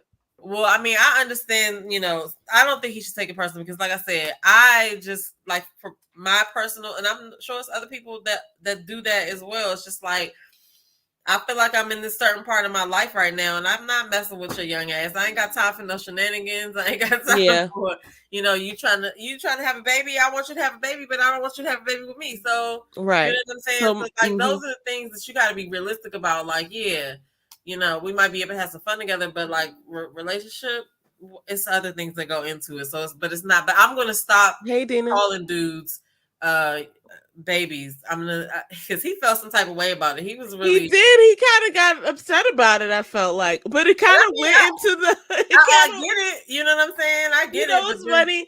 It kind of goes back into the whole funny thing about it, because then people felt the need to console him, like, oh, don't feel bad about it, young man. It's just like, they were talking to him like kind of crazy. They were. I can understand how that could be a little bit, irritating, but he didn't handle it like, like I don't want to say like a man would, because I do consider him, he's a man, he's a grown man, and I consider him that. But it's funny because he didn't, it seemed like he got offended before he could show, right, what. Anyway, moving along. So I think it's cool that Clifton has been going down to Mexico every other weekend. That's very cool, because at first, when they talked about how she was going to be in Mexico for 6 months or however long, I was like, oh, I don't know if this is going to work. Yeah. But he's committed. So that's really cool. But then the other thing is that I'd like to see that. I mean, listen, this is a big thing, I would think, for her. If this is her bread and butter and she's making money by performing, if she's saying now that, like, I'm going to reconsider my livelihood so that I can make this relationship work, I mean, that's considerably very serious, and it's risky, because if it doesn't work out, then you probably kind of put the pause on some opportunity. But I like to see it, because I feel like I can see them together. I mean, I think that a decision had to be made there. You know what I'm saying? Mm-hmm. And I think that nobody wants to continue on like that. I'm glad that he was going down there every other month. And so now that she's every other week, every other weekend, yeah. Now that she's taking a break and they're trying to have payday. Sorry. Now that she's trying to have a baby, they're trying to have a baby. You know what I'm saying? Mm-hmm. I'm almost sure that he didn't propose. I'm almost sure. Yeah. Like, today, if he's had 2 marriages before, he's probably slow to do that this time. Huh? If he's had 2 marriages before, most dudes that been married before be trying to go back and get married again. Okay. I wouldn't have said that. But I get what you're saying. I think that he's probably, if he's had 2 marriages and he has a small child, he's probably kind of like putting the brakes on, just trying to figure things out before he jumps into another one. I would think, but I was all, because I'm the person who was so waiting for him to propose. Yeah, so I'm opposed to the non-proposal. If he was putting that money in, going to be like, listen, I'm going to come down there every other week, that's an investment, you know what I'm saying, in itself, because you wouldn't normally do that or whatever. Yeah. And so I don't know. I really wish them luck. I hope that everything goes fine, but I think that decision is going to make the chances better. Yeah, whatever, but yeah, for her to stay here. Well, I enjoyed it. I thoroughly enjoyed it. Have a baby. Yeah, the baby. That's, let's just see in 6 months. Because what's today? It's the 6th of May. So you so May. It rhymed. I didn't mean for that. What's today? It's the 6th of May. They were trying to have a March baby. June, July, August, September, October, November 6th. We shall see if they're even still together. And it probably, whatever. I mean, listen, I'm not judging these people, but I want to see them make it. But, yeah, I just so often these things don't work. Yeah, they still look happy together, and I was happy to see them, though he did disappoint me with the non-proposal. Because just like, don't act like you're gonna go for the proposal, like do something else. You know what I'm saying? You did that with the thing in mind. They're like, oh, they're gonna think I'm gonna propose. Yeah, like, I'll show them. He like, didn't have to use why the would green you box. do that? Why would you do that to the viewer? Anyway, I'll get over it. I'm very, perturbed by that, but I'll get over it. That's the best word I can come up with. Anyway, LV said, "Oh, I'm judging." I love it. Yeah, I want to see what happens there. Listen, I want them to work out because they were like the very strongest. If it don't work out, it's Clifton's fault. That's all I know. Heard. Amen to that. I'll give you 2 votes on that. If it doesn't work out, it's definitely his fault because she had all her eggs in one basket from the beginning to the very end. And even now, with her giving up her career, not giving up her career, I'm not going to go that far, but like with her making the major sacrifice. I mean, because you never know. Like sometimes you think that you're supposed to do stuff one way and you realize certain other things happen in your life and you'd be like, shoot, there's other opportunities. So why not do this? You never know what she might get after that. You know what I mean? So I think that they make a cute couple. I'm just gonna wait to see what happens. But today on the live, he was still like very much so like, I don't regret the process because I met her. You know what I mean? Yeah. And I could feel that. I could feel their energy. So I'm rooting for them beyond this show. The others, Carmen and Donovan. Let's see. Let's see. I think they look good together. They look good together, but let's just see. I don't know if people make connections just for the idea that like, I want to make a connection on this show because this is what I said I was going to do. Right? It's just like the odds of you actually connecting with someone might not be that great. Like, I think Joy and Clifton had something real, and I'm not saying with Clifton, or I'm not saying with Donovan and Carmen is not real, but it's just interesting. Like they obviously didn't have the connection that Joy and Clifton had, so let's just see. But I wish them all the best. I'm glad to have like met them through the television. Yeah, it's like this season has been a long season. It seems like we've been watching this for like several eons. Yeah. So I don't know how long our break is going to be between shows, but I'm kind of glad this was to the end. So now, I mean, I don't know. Tina just went live again. I guess she's taking questions. I don't know. Oh shit, Paul's live too. Tina. All right, I got to get off and watch these because I need to get off here too. So. Why is Tina? She's needing to clean things up. I want to see what Paul's about to say. But all right, well, anyway, thank you guys for watching with us. This was fun. We're done with Ready to Love Potomac. We're gonna be back with Ready to Love Miami, but we don't know when it's coming out, so I don't know. Somebody can put in the comments below or whatever. I don't know. Sad that the contestants and audience have PTSD from this mess. Yeah, that is crazy. Something. Yeah, because I don't even look at the show the same anymore. Like I just am like, I loved the show initially when they first started, and the first season was great, But now these last 2 seasons have been so like off-putting, and it's not even the cast per se. It's like just how well it is the cast, but it's also just how on, if they're doing the things that the cast is saying that they're doing. It's like fucked up for them to do that. But I'm just like, have y'all gone back to talk to OWN? Because that's where your anger should be directed. Like, also, it's a process, and I feel like people might be in their minds romanticizing this thing of like, I'm going to find love here, and these people are going to help me. And it's like, dude, you're signing on a reality show. Like, this is not Disney World. You know what I mean? Like, you got to kind of be leery to that. It's not like guaranteed. Like, it's not a love contract. So I don't know. I mean, PTSD. It does seem like people have gone through some things, but it just is like, you're also an adult here, and you gotta take some ownership of your own experiences and choices. I like to go back to where the mistake first occurred, right?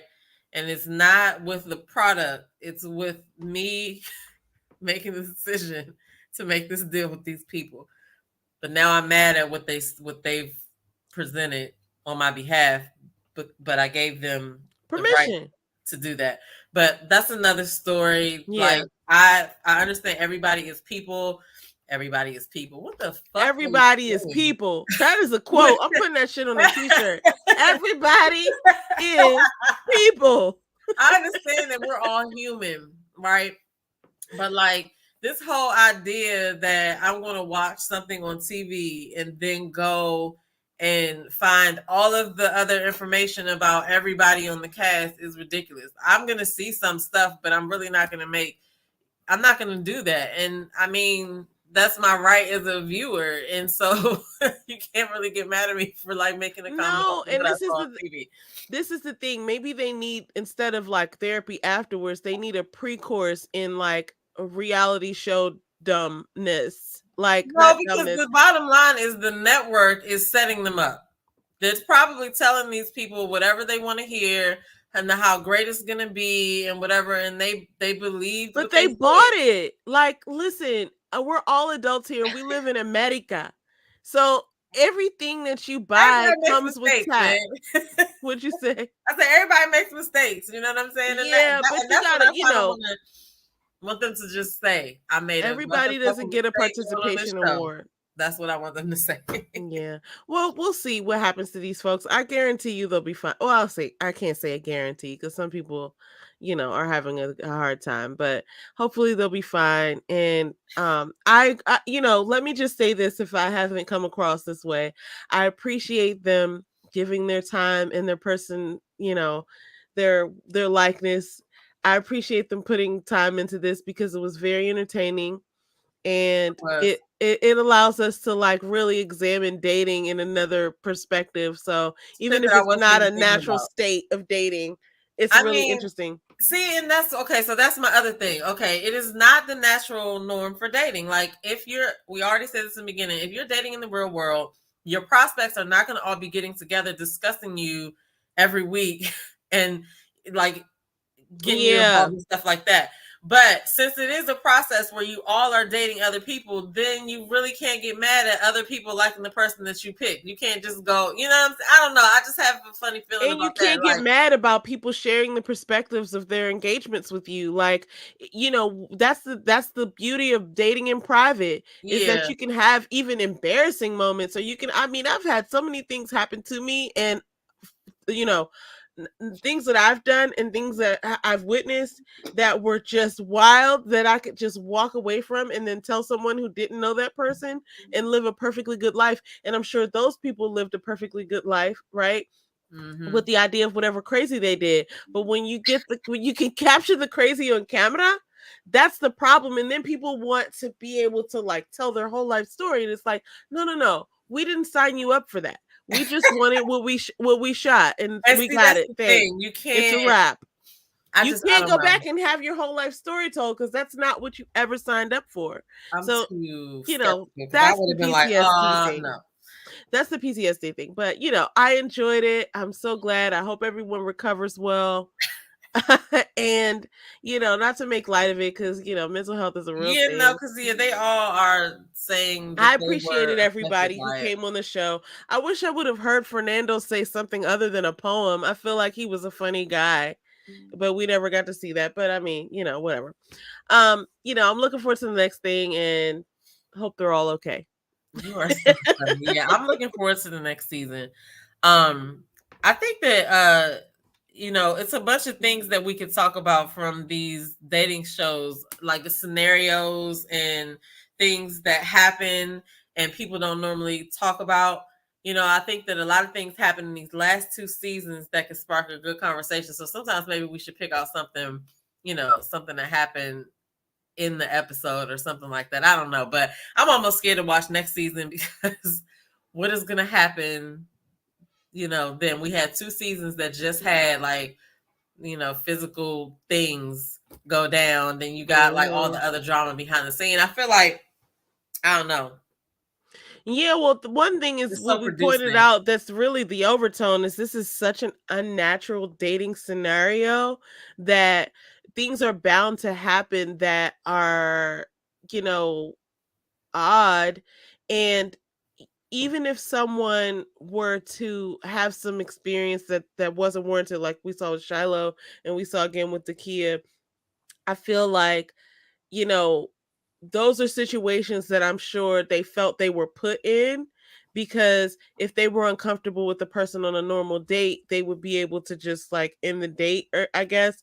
But anyway, not trying to blame anybody on legal stuff, but you know, one of the things that we might need to point out as we're reviewing these shows in the future is how unnatural these scenes might have been in real life, because some of these things wouldn't happen based off of the idea that like dudes aren't talking and deliberating about what they think about you. Like it's same with women. Like women are, you know, we see this. I've only seen 2 seasons, but it seems like the women get more sort of like drawn to ownership of the men. It seems like the women are more prone to being not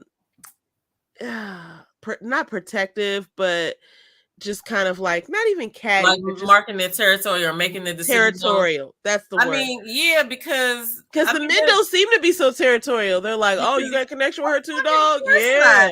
Let's hang out and have a beer. Oh, I'm trying to go on as many dates as possible. You know what I'm saying? Even though Clifton locked in the beginning, you know, he still was flirting with the kid. You know what I mean? And so, and Cornelius didn't from the last season. He didn't. He just he was flirting with Courtney, but then she did something and he said he was uncomfortable. But I don't think he was uncomfortable. I think he liked it. The women drive that, right? But if Courtney would have been as sort of like aggressive as you know who I'm talking about. If Cornelius's other person, Courtney, would have been as aggressive as the other woman he ended up with, and I cannot remember her name right now. Yeah, they still together too. Yeah, but if somebody, so he was okay. Forgive me. I feel like he was there for the taking. If someone had taken him, if someone had taken him with more force, he would have gone with that person and been like, "Well, I have to go with her." Because she's meaner than you are, and she's telling me that I have to have an earlier curfew. Apparently, and so obviously he was one way on camera and another way behind. Yeah, yeah, I get it, and I don't know these people. I'm just making. But I mean, women do that though, because women be wanting to know. Look, is it you and me or no? That's kind of how I see the show. They be like, look, are we it or what? No? Because the men will wait until the last minute, just like Clifton waited until the last minute to say something to the kid. Like, who would not want to walk into that situation with a free head? Like, a clear head. I would have made sure I called her ass and be like, listen, you might not even want to come to the retreat.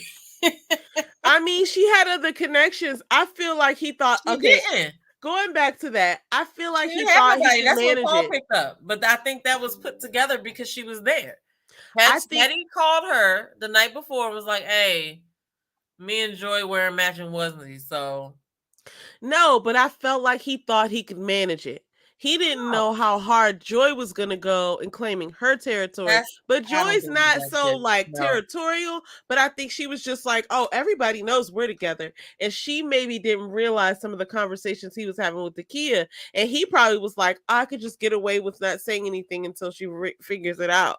But he didn't realize. That's what I think. And I don't know what happened. I'm just saying, like, listen, if she didn't have any other connections, they put her with Paul after that. You know what I'm saying? But she didn't have any other connections. It was Clifton, because Eric was the one that went home. I mean, you know what I'm saying? He got eliminated. Well, he self-eliminated or whatever. But she could have got with Tori though. But she wasn't probably feeling Tori. Yeah, I don't think Tori was flirting with her a little bit. He was giving her a little go, but it was probably too late. It was probably too little, too late.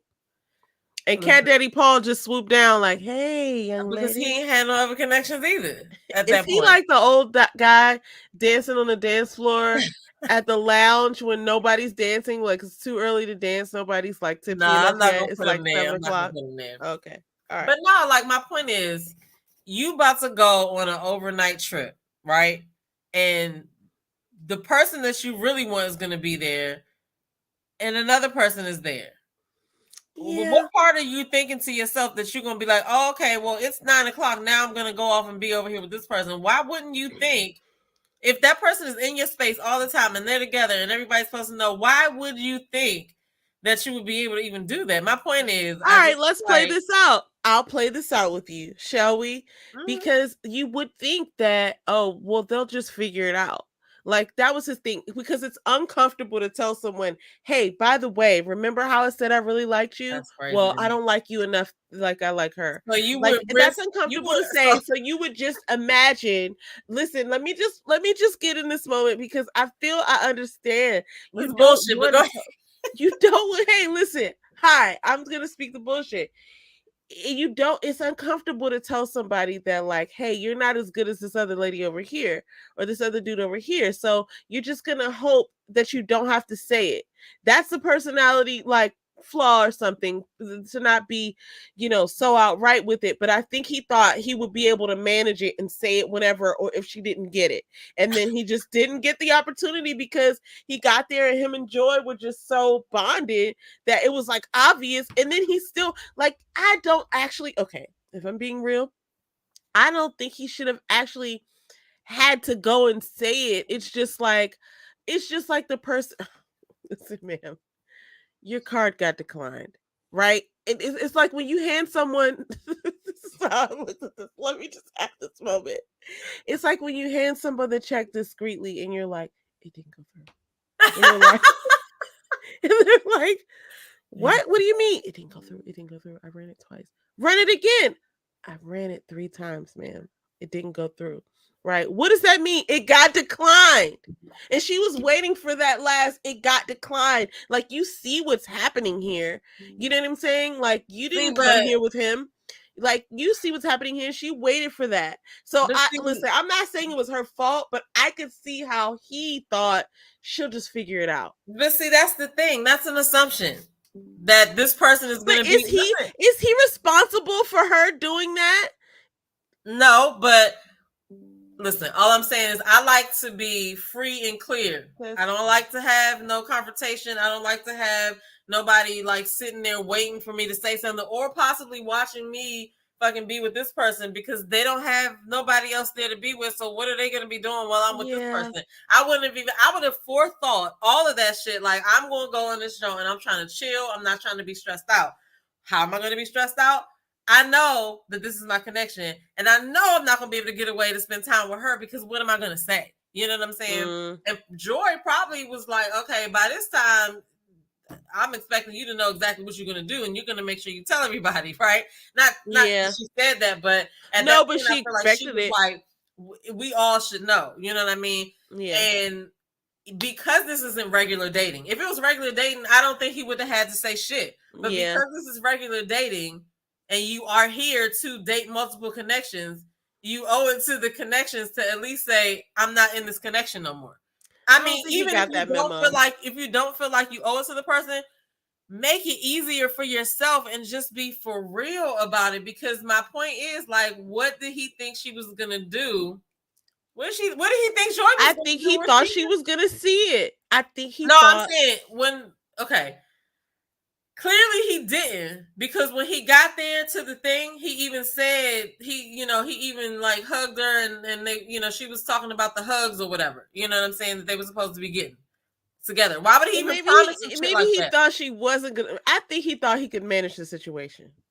I think he thought he was going to be able to manage the situation, but shit was too hot with Joy, and he couldn't get away, and he couldn't manage the situation. I think he thought he was going to be able to manage it. I feel you. I don't know. I just don't like no bullshit. I just like to be like, this is what the fuck it is, and this is where it's at. You're not going to be following me around waiting for me to do nothing, because whatever, like I can't rely on your understanding for something that I am thinking and feeling and here. I can't just be like, oh, maybe she'll guess what I'm trying to do by my actions when I don't know this person. I don't know if she know how to. And we also, to your point, we also don't know what conversations they were having, because sometimes, especially if it gets into like late night pillow talk and you think somebody's understanding you and vibing with you, you're just kind of like on the balance, like, oh, well, no, we do have a connection. And if he was feeding that and he wasn't feeling it, then he was faking. I get that. I get it. Yeah. I get it. And that is all I'm saying. Like, I wasn't there. I don't know how people can see it or whatever, but I just know that I know people who should be obviously in their face to me, but they be seeing something totally different. Like, I mean, it could be clear as day to me, like, he ain't into you, but they be making plans. Like, you know what I'm saying? So, and that's where Joy's laughter came from. See, but that also probably came from him saying whatever he really wanted to say to her and not telling her, which, like I said, he made it more complicated to me. Like, if you just be like, you know what? This is just me, because even when I'm dating somebody, if I'm not feeling you no more and I don't want to be bothered with your phone calls, your texts, I don't want you to don't say good morning to me. Don't check to see how I'm doing, because no, we're not talking. We're not talking. I like to end that shit nicely, you know. Right, like, no need. Got your good morning text. No need. I'll be like, I don't know. It depends on the situation, but I've definitely had to tell people, just, you know, I hope you found what you're looking for. I'm going to go ahead and continue doing me, and you go ahead and do whatever you was doing before you met me. Now we both understand that I won't be answering your phone calls. Oh, I could ghost them, but I like to tell people, leave me alone, so that it won't be no misunderstanding. Later, be like, oh, yeah, I feel you on that. No, nigga, I told your ass on March 16th to leave me the fuck alone. Right. Look at my last text. Remember when I said I don't like you? Move along. I don't know. I just don't be having time for nobody to get. I can't rely on your brain to understand what I'm trying to communicate. I have to say it so that you know, like, it's no reason for you to know where I'm at now. I don't know. Maybe it's just me, but I would not have gone on I get it. It's like because you risk so you're gonna say this. You're gonna say, okay, I'm going to see if they just pick it up. But the worst case scenario, they don't pick it up. Now you got this situation that you have to handle now, and it might not be as easy as it would be if you just be like, hey, you know, my connection. You know what is? I have to boil it down to, it's the courtesy of an RSVP, right? It's just like the person who does an RSVP is like, well, you knew I wasn't coming because I didn't say I was coming. And the person who sent the invitation is like, why didn't you tell me you weren't coming? Because I thought maybe there was a chance you would be coming. But it's like, you know, it's just a misunderstanding, but it's a courtesy. So Clifton basically did not have the courtesy to weigh in one way or the other. And I mean, and I guess it should have been expected, especially in this format when we're all only because they're in this format. That's the only, and like I said, regular dating, no, but only because they're in this format. And I honestly, if I was Joy, I wouldn't even have had addressed that jump, because there was shit that happened that I do not know. And if this nigga was talking to her every day or whatever, I'm not about to be sitting there yelling at her because she thought that he liked her. It's like I said, if somebody is, I don't know, it's women want to believe what these men say. And that is why we have women that will hold on to a married man for a long time, thinking that he's going to leave. You feel what I'm saying? Yeah. They're not paying attention to the wife. They're paying attention to what he's telling her and how he's making her feel. This nigga could be going home every day, having family time with his wife. Wife don't even suspect nothing. Or maybe she do, but she knows that she is gonna pull rank and be like, nigga, you either gonna get out or you're gonna stop doing what you're doing. But this other person is just gonna believe him. Every third day she gets to see him. You know what I'm saying? And so is the wife. So, but I'm just saying, like, you can say that she should have known, but just because she knew and saw what you all saw as, not you all, but what we all saw as a solid connection, it doesn't mean that she processed it the same, because she could have just been like, okay, well, I know what he's telling me. He done picked me up while we were having this date. You know, he keeps picking me up. He keeps, you know, what else? Oh, he was rubbing my leg. You know what I'm saying? That was something intentional that didn't have to happen. Oh, yeah. He was playing games on that, because he was even saying, like, I wanted to see if she was going to be okay with me flirting in front of her ex. Right? It's just like, why are you playing games? Like, you just trying to, like, get attention or something. And they were being filmed. Who's to say what he did otherwise? Now, I'm not saying he did anything, but I'm just saying, my point is, it doesn't matter what you think that she saw as far as what their connection was. It doesn't matter if everybody knew, because if this lady, I'm telling you, right, if she's in it, then she's in it. And I'd be like, when did he say this? Well, he didn't say it, but he, it's just the way that he kissed me, or the way that this happened, or you know what I'm saying? Yeah. And he wouldn't be keep coming and keep seeing me if he didn't want to stay. And it's like, girl, but you're not seeing all this that we seeing. Like, so I don't know. Like I said, I'm not saying that she was that I'm not saying that he was all the way wrong. He, I just think that in order to prevent it, what I would have suggested, if I was his cousin, sister, or whoever, I'd be like, bro, you need to make sure that she knows before y'all go up there. And this could be to a larger point, whatever, Demeter, because I want to say this. Is there, what'd you say? I said, why am I still talking about this shit? Well, no, I wanted just to make this point. I wonder if there's some sort of like nuance to being on the show that would, keep someone engaged with playing these sort of games, right? So you think about like how Laverne said the whole thing about, oh, y'all can vote me off like we're on Survivor or something. Like, listen, buddy, if you found love, you found love. You don't need to worry about being voted off the island.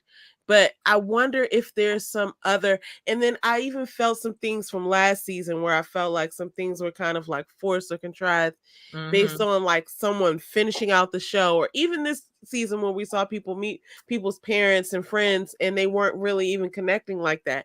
It's like, is the being on the show the thing that is so enticing that you're willing to forego natural things that happen in a relationship? So maybe that's the toxicity, or whatever people have called it, of being a part of this process, because you're kind of going along even on a timeline that might be unnatural.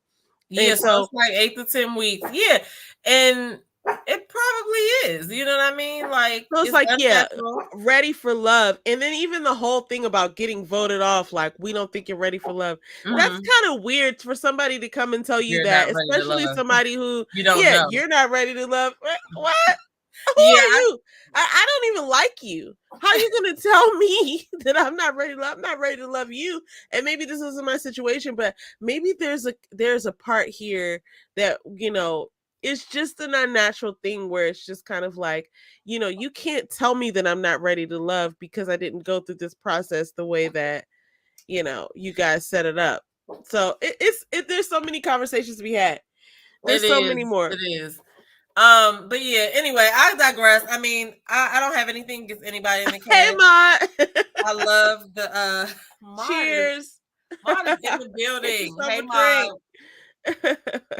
You're not drinking, Maud? I'm shocked. No. I got mine in my cup, so I'm about to finish it. I got my red cup.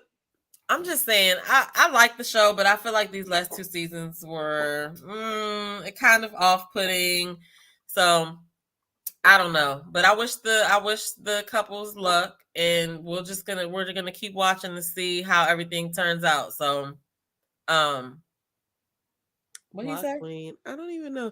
He said block queen. I don't know if he's saying that one of us is the queen of blocking people. Yeah, I have no idea because nobody's in here saying nothing. Okay, whatever. He said he's multitasking. Oh shit! I missed Monique. Monique, what's going on? Shit. Sorry, I was running my mouth. I want to be the cousin Dakia calls these people are trash. C. Golden said that. Let me give you the backstory to that. Kamisha did a live, and the topic was about like Dakia and somebody sleeping together, but it was like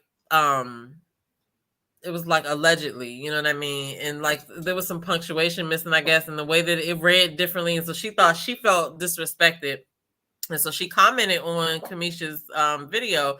But then when Kamisha went live, well, before she went live, somebody that said they were her cousin, Dakia's cousin, was like, this could go left real quick, Slim. Don't be lying on people and all of that. They like threatened her or whatever online. And then they came in her chat. So one of her cousins, but I was like, what would I have to do for one of my cousins to go in somebody's live and like fuss somebody out? Like, you're in the chat. You know what I'm saying? I don't know. We all have cousins that just go rogue. So if they could pick up or assume that, like, oh, I need to come to somebody's rescue, it might not have been her by her direction. But I don't know. There's just so many things behind the scenes that we just, unnecessarily aren't privy to, in the way that they be mixing and matching the clips and stuff, where we can see that, like, this and obviously happened they before have that. enough clips to make a whole nother show. You know what I mean? Or draw whatever narrative they want. And that's what Tina was saying. She was saying that they kept threatening to edit her bad. Oh, wait a minute. Okay, there's another comment that just popped up in the chat, but let's deal with this one. Hey, you 7 her 3 says 'twas a lot. Hey, you there? Oh, duh. Oh, demerit. I will wear the dunce cap this evening. Okay, 'twas a lot. The whole issue was he never said anything to bring clarity. And when the kid said that was the issue, he said, well, you saw from the Truth or Dare that it was obvious. Sir, that was a comment. Now, I think that was a comment that he made on stage after he also apologized at the retreat. Right, or whatever that was at the cabin. So I thought that was interesting too. But like, now he got a woman that he got to keep. So obviously he's going to say, he felt like he needed to speak up at that point. Yeah, but I agree with Maude right here. Joy should have taken that energy to her dude. Check your dude, not the kid. Like, I don't think she even needed to have that conversation. You got the man. If you feel some type of way, she just said he was talking to her every day, and you saw on the camera that there were other instances. Like, I wouldn't have approached her. I wouldn't have not given that satisfaction to nobody if I was her. But well, I think she got caught up in the moment, and I do think there was some validity to what she got riled up by, because you're not going to draw out this whole long storyline like you and him had some fantasy relationship. I'm not saying it was a fantasy, but I think that she was kind of like claiming her territory. So I see why her teeth came out, because it's like, listen, we're not replaying this. We saw it already, and this is my man now, and you know it, and you've known it for months. But they are all strangers on a dating show, dating multiple people. But I'm saying at the reunion, at the point that they were at the reunion, there's no more tears. But you're arguing about something that the rules were that we were to date other people. Listen. Well, I mean, I kind of had to ignore the fact that you had a connection if I'm going to still try to date the person. I don't know. Maybe there was 2 things there. Now I gotta say this. There were 2 things there that I would say I'll take Joy's side on. Number 1, this is the reunion several months later after. Number 2, so at this point there should be no tears because you haven't ever had him. Okay, so don't be over here on my man like that, because we doing something over here. Okay, that's number 1. Number 2 is, wait a minute, let me say number 2. Can you really call it your man if you're on a dating show where you're she couldn't before, but this is at the point that the reunion was being filmed. When she was on the reunion and Joy let her teeth show and she was laughing, it was like, why are you like, she hadn't even cried yet, Takia didn't, but it was just like, why are we replaying this sob story? It's not really a sob story because I always had him, and don't be over here talking about my man because he's my man now and I've got the keys, right? That looks real, real. Okay, wait. Let me say the second thing and then react. So then the second thing is, I think she probably saw some things while we were seeing them play out as the show was being aired, that she just was like, oh, you were saying that in confessional? And I think she was probably letting that build up. Now, guaranteed, Clifton was leading her on. Clifton was leading Takia on in some sort of way, or else she wouldn't have even had the onus. Remember, let's go back to when the whole like bag gate happened and the bag got put on the bed. He was playing coy like, there's a bag on my bed. And we all knew that he knew. That's my fucking point. Why the fuck would you put yourself in that position, my nigga? Because he thought he could mitigate. He thought he could mitigate. My God. He thought he was smooth operating. He was like, I'm going to have both of these women. Before, since he was talking to her every day and be like, hey, look, we going to wear these matching onesies up here.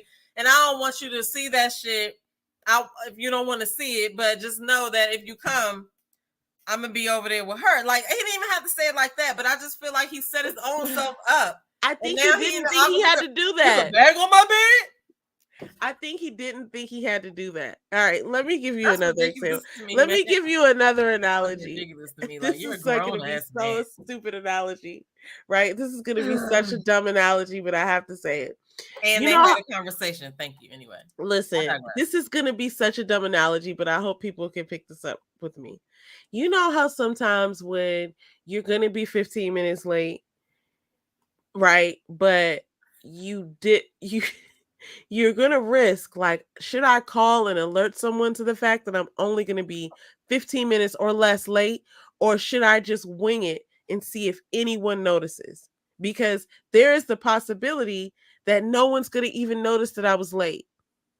So, like, do I want to call people and tell them, hey, listen, I'm going to be 15 minutes late? Or do I just want to ease into this thing and be like, you know what? Nothing's happening today.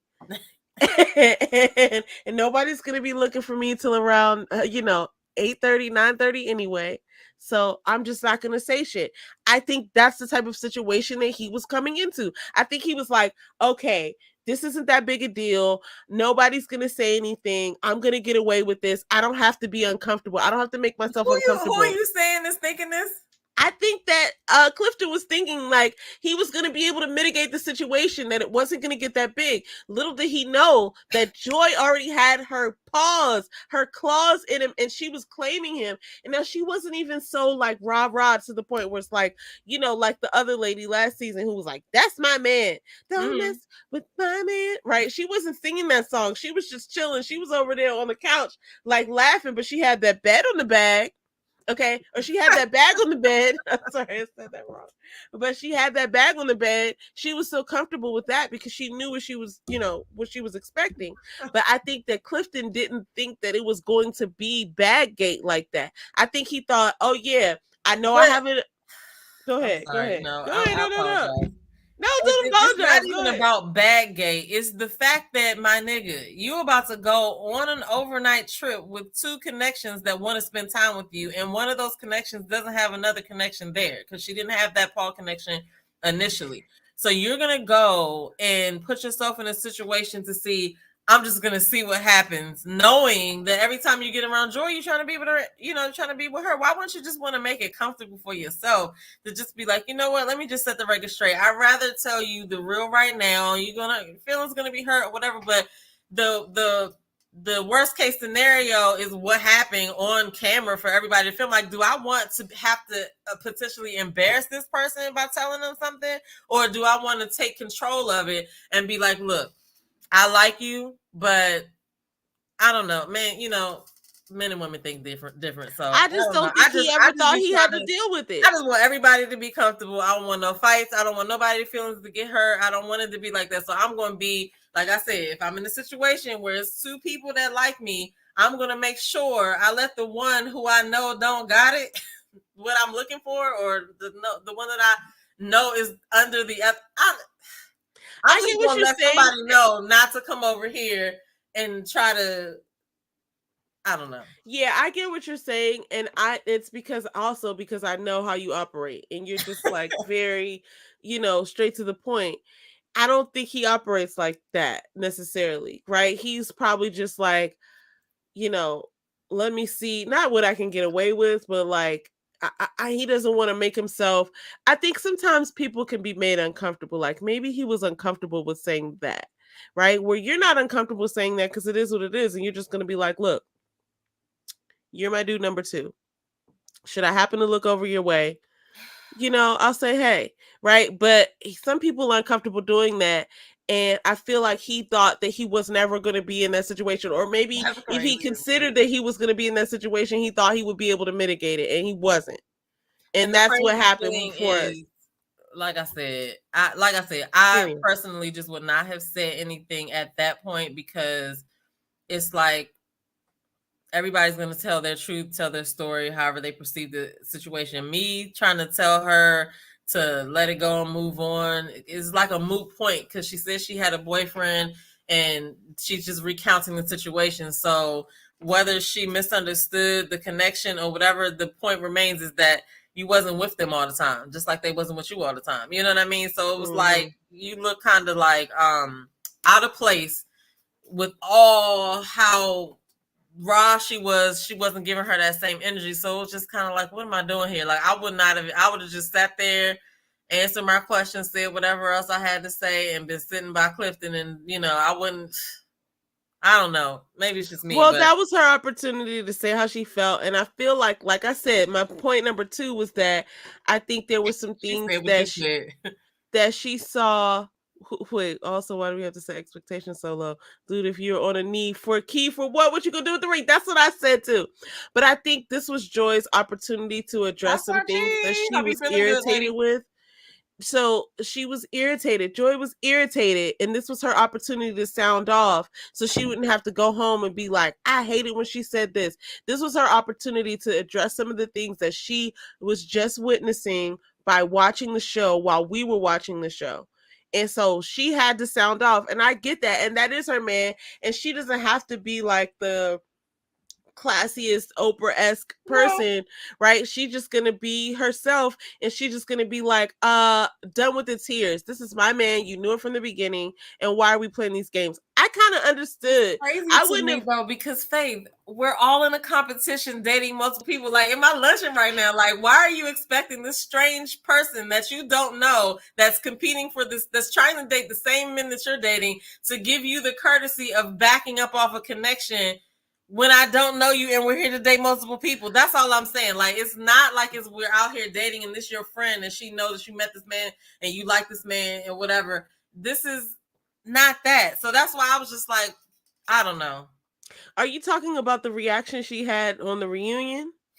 I'm talking about the whole thing. If I'm dating somebody, like, because in the real world, we're dating somebody, and sometimes those people are actively dating other people and you just don't know about it. You know what I'm saying? In this situation, they all were aware that they're having multiple dates. Just because a person has a connection, it don't necessarily mean that you just be like, oh, she's talking to him, I'm not going to talk to him, because they're all dating multiple people. You know what I'm saying? And so it's like, why do you expect this stranger that you don't know to give you the respect of not pursuing with your man if your man was telling her, not telling her, but your man was obviously talking to, well, it's not even your man. Like, well, I get it. Okay. But I think, again, like, okay, if you were frustrated, that means that you thought at some point that people should have given you a respect on the connection. And maybe some people did, but like, think about Aisha and Zadia back in the last season or whatever. They were both actively trying to date Dante. You know what I'm saying? Like, they were both, neither one of them was like, oh, I'm going to step away from this. That's a courtesy that somebody can give somebody. But like, why would you get mad at somebody for listening to whatever the dude was telling them? That y'all was supposed to be dating other people. I don't know you like that to be like, oh, I'm not going to. But at the same time, all I'm saying is, it's over with. You got the man. Y'all sitting on the couch together. This person is telling their story. And you just seen like pictures of whatever, or videos or whatever they were doing. Like, clearly you don't know everything that's going on. So like, just jumping out there to cut her head off is kind of like unnecessary to me, is all I'm saying. Like, that energy is misplaced to me. I feel like you see is some things that you probably didn't know about, but you cutting her head off when you need to be making sure that you found out everything that he was doing. Because why do she feel like this? Point taken, but I'll just go back to this. She was reacting to whatever she was feeling in that moment. And yeah, the wisest, the coolest head would have been, like, well, I've got the man, so I'll just be calm. But again, I think she was irritated because she had just, like, we've just been listen, they've been watching the show as we were watching the show. So whenever they filmed the reunion, she is just seeing things that were being said in confessionals behind the scenes. So she, I think, was reacting to that. And also, maybe she didn't have a reason to be irritated, but I feel like after the show had wrapped and they were already coupled up, I think that Joy could have been irritated because why are we still playing this scenario and storyline out when you know that he's my man and you shouldn't be sad anymore? You okay, so at the point where they were filming the reunion, when they were boyfriend and girlfriend. It's like, I see what you're saying as far as the show. Like, I thought she we're cried all on a after dating show. Clifton said whatever he said after Joy was talking. She wasn't crying until Clifton was like, well, no, but they were discussing the whole like, oh, well, I thought we had a thing and it was real and da da da da. But it's like for Joy to be sitting there experiencing that, she's like, in her mind, we're together, we've been together.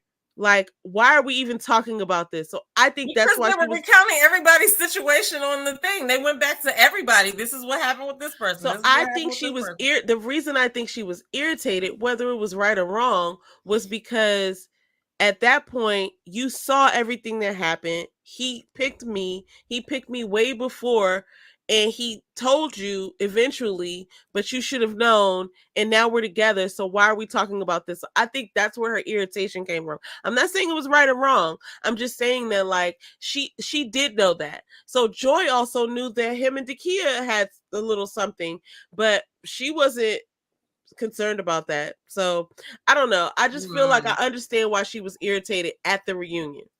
Right? She wasn't irritated before the reunion that I could see, but she obviously saw some things. Like she made a comment about, she said, "Take your man" or something like that. Okay. If Dakia said something like that, because she did say you said it. So if she did say something like that, then that's, you know, I need to go and find out when she said that. Was that a comment that she said behind the scenes? Because the only thing that I saw that alluded to that or that equaled up to that was when Tommy was questioning them. Tommy was questioning them. This comment. I was looking at this comment. Tommy was questioning them, and he said, "So what would you do if Joy wasn't here?" And she said, "I would be after Clifton." I never heard her say she would take her man. Unless she just walked up to her and said some shit like that. I don't know. But at the same time, but Dakia didn't deny it either. But that's what I'm saying. But if she said it, and in the context of Tommy asking her a question, she still would have said it. You know what I'm saying? But my point is, so the fuck what? This is a strange bitch that you don't know that's trying to date the same man that you're dating. It's not your man at that point. So I just think that, like I said, listen, she's her. I fucks with Joy and Clifton. I do hope that they, do well. And I know that if it don't, it's going to be Clifton's fault. But all I'm saying is she had the shit in the bag. All she had to do was just watch. Like, so everybody's saying in the comments, they don't think that she heard it firsthand. That someone ran it back to her and that she wasn't there when it was said. So that aligns with what Dakia was saying, that like, oh, that's not accurate or whatever she said as a rebuttal. They're talking about the fact that Tommy was like, well, what would you do if Joy wasn't here? And she said, well, if Joy wasn't here, I'd be going after Clifton. So it's, I mean, duh. But the operative thing is, if Joy was not here, I would be going after Clifton. So that's really not I don't know. But that also proves the point. That also proves the point of, if Joy wasn't here, I would be going after Clifton. So you recognize that Joy is in the way of you and Clifton. Like 4 of them left though. It was like 4 or 5 of them left. It was almost at the end of that was at the retreat, I believe. So I don't know. I just feel like there's strangers, and you can't really get mad at nobody. Your man, if your man is somebody that other people want, people gonna want him. But I don't think that she walked up to her and said, "I'm gonna take your man." I think that if Tommy asked her a specific question and she answered it, let's like not take it so seriously. Is all I'm saying. Yeah, I get it. I get it. I just feel like she probably has some pent up ideas from watching the show back, and she just got caught in a moment.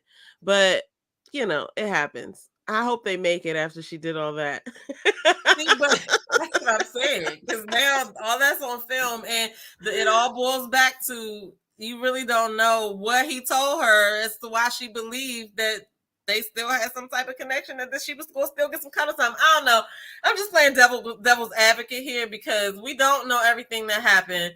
We don't know these people, and who knows what kind of direction they got while they was on set or whatever the case may be. But I don't know. I just don't think she needed to even do that, because you got the man. All right, let's move on, because I don't yeah, we talked about that. But I mean, look, it was a necessary conversation. Actually, of all of these people that were on this cast, I appreciated just their, their openness. Like, it's so ironic that I'm saying that after we talked about the whole Clifton Takia thing, but like, I appreciated their participation. I hope nobody really is having any mental or struggles or issues after participating in this, because I love to see this kind of show. I look forward to these kinds of cast members who are not so like confrontational and making things uncomfortable all the time. Like, it was an easily watched show, and I appreciated all their personalities. I appreciated, them just willing to be vulnerable and come on the show and participate in all the stuff. Like, yeah, some people I call bullshit on, but I appreciate them just, showing up for that experience. I really did have a favorable opinion of this show. So even if I didn't have a favorable opinion of every single person, I was appreciative that they all participated. So that's how I'd end this. I liked it. And I'll watch again. I don't know if Precious talked about her reunion debates on the Crystal XO interview. I didn't watch that whole interview, so I haven't seen that interview. I gotta go and look for it. But anyway, I'm so glad that this has come to an end, because I'm ready for another type of reality show now. So yeah, I'm really interested to get into this Love and Marriage. I talked to your mother last weekend about the because originally she put me onto the Love and Marriage show. And I remember the first season. Now, I haven't been keeping up with everyone, but the internet be talking, the internet streets. And I've seen some stuff, but I think I stopped watching in season 2 because I felt like they got boring. But I think it's interesting because this is what I was telling your mother. You talk about Love and Marriage Huntsville? Yes. Here's what I was telling your mother. It's got very interesting. This first season was a little bit fake. It was like they were just kind of like bumbling on TV, trying to see themselves and how the light hit their faces. Right. And then they caught on that, like, oh, people are watching this shit, like, oh, and the ratings are dropping, so let's make it spicy. And I feel like, listen, I'm not saying everything is fake. I'm just saying that, like, they've done hopped up from that season when I stopped watching because I thought they were boring. Me too. To now they're everywhere and I can't escape the clips. A lot of I'm stuff scrolling for new planners and stuff online, and I can just see these Huntsville Bamas up here talking about whatever, like, and it'd be like, Davida, this is why I say this. This is why I say that I think there might be some, some fuckery, because, the things, if you think about the lines that they say, you pointed out this one line years ago with Lisa Ray, where she was, I think it was like The Wood or something, where she was like, I'm not gonna cry. I'm not. And it was like the worst movie line ever. And I feel like they be saying that for reality shows on that show. Like, the stuff that they be saying on the shows be like, this is so contrived. Like, well, but you gotta realize that they filmed that shit and then somebody goes back and puts the edits together. And if the shit they're saying doesn't go with whatever storyline they want to show, then, it kind of looks weird sometimes or whatever. But with that, I did stop watching early on too. But now, like, there's so much things that happen. Like, his side chick has been revealed. She's done an interview with Tasha K. So at first I heard that, the show was about, when it first started, they weren't good together anyway. They were staying together for the show, but I don't know. It's so many things that have happened. Listen, I don't want to say this in a horrible way, but what the hell else is going on in Huntsville? Okay, so it's not rocket science. I don't know of a thing. I don't know of a comedy show, a concert, and it's like, I'm not trying to shit on Huntsville, but I'm saying that, like, they obviously are the prize winners there. And I feel like if they had this opportunity, and like, thinking about season 1 when I was kind of like into it, but not really. And I was just like, oh, these, I could take it or leave it. I have a life. And then to see where they've come from there, it doesn't seem like so wild to me that they would have just tried to spice it up a little bit with this salacious, like, scandalous activity. And it's so basic that it would be obvious that it would get ratings. So I don't know. I listen, I've not been watching them. I haven't been keeping up with it, even though they've seared their way into my feed. All right. Even though I have not gone out of my way. What season they on now? It's got to be like 4 or 5 or 6 maybe. But like I literally stopped watching in season 2, but I couldn't escape them because now they've made their way back into my universe via social media. So I think they've done a great job at that. But okay, I only said that as a preface because I'm looking forward to the DMV version of it because I think it's going to be a little more real. And I think it's going to be totally different too because so that's going to be interesting to watch. I can't wait for that to come and out. Shout out to everybody in Huntsville. Please don't take what I said as hatred. I'm just giving my honest opinion. Listen, don't. I hope nobody takes offense. I don't think they'll be watching it, but if they do come across this channel, I hope nobody takes offense because we have differing opinions. Yeah, and if anything's going on in Huntsville that I don't know about, please send it to me and I'll repost it. You'll retract. I personally don't know of anything that's happening there. I used to work for somewhere that has an office out there, but that's about it. That's all I know. I did too. It was NASA. And there's just not a lot that's happening out there. But I love that they got love out there with this show. But I just feel like, whatever. Hate me if you will, but you are funny as I'm just being honest, man. That's all I got. So funny. Did you have anything else to say about this last season of Ready to Love? I know I kind of went off on a tangent, and I went off on the whole Joy Clifton the kid thing. No, but I thought that was valid. I digress. I'm not going to be out here. I think hopefully this isn't the last time we'll be talking about them, and I hope it's always in a good way. But the people who really caught my attention that I would love to check in on in 6 months are Demetrius to see if he's dating anyone other than himself. I feel like he's the third person thing. The third person thing was funny. I was like, caught you, bitch, because that's who you really are. You talking about I ain't no player or nothing. You ain't a player. Get out of here. But you refer to yourself in third person. But you refer to yourself third person a few times. And you're cocky as shit. But see, he wants to be like, oh, I'm not cocky. He wants to say, like, you didn't catch me being cocky. You didn't catch me being a player, so you can't label me those things. But we can see you. You're not invisible. So then another person I would love to see in 6 months and beyond is Wiley. I'm a Wiley fan of his personality. He's been doing big things in the area too. He got May on lock. He's in a play. That's down cool. At the Warner. I think it's at the Warner Theater. I gotta look it up. I shared it on my story a couple of days ago, whatever. But he got some shows coming up, and he got a lot of stuff going on in May. So well, good for him, and I hope to see him, thrive off of this show. I think he's a good guy. I'd love to see what's up with Paul in 6 months. He said he got a dime piece or something like this, but I would venture to say he's going to be single in 6 months, ladies. So look out for that.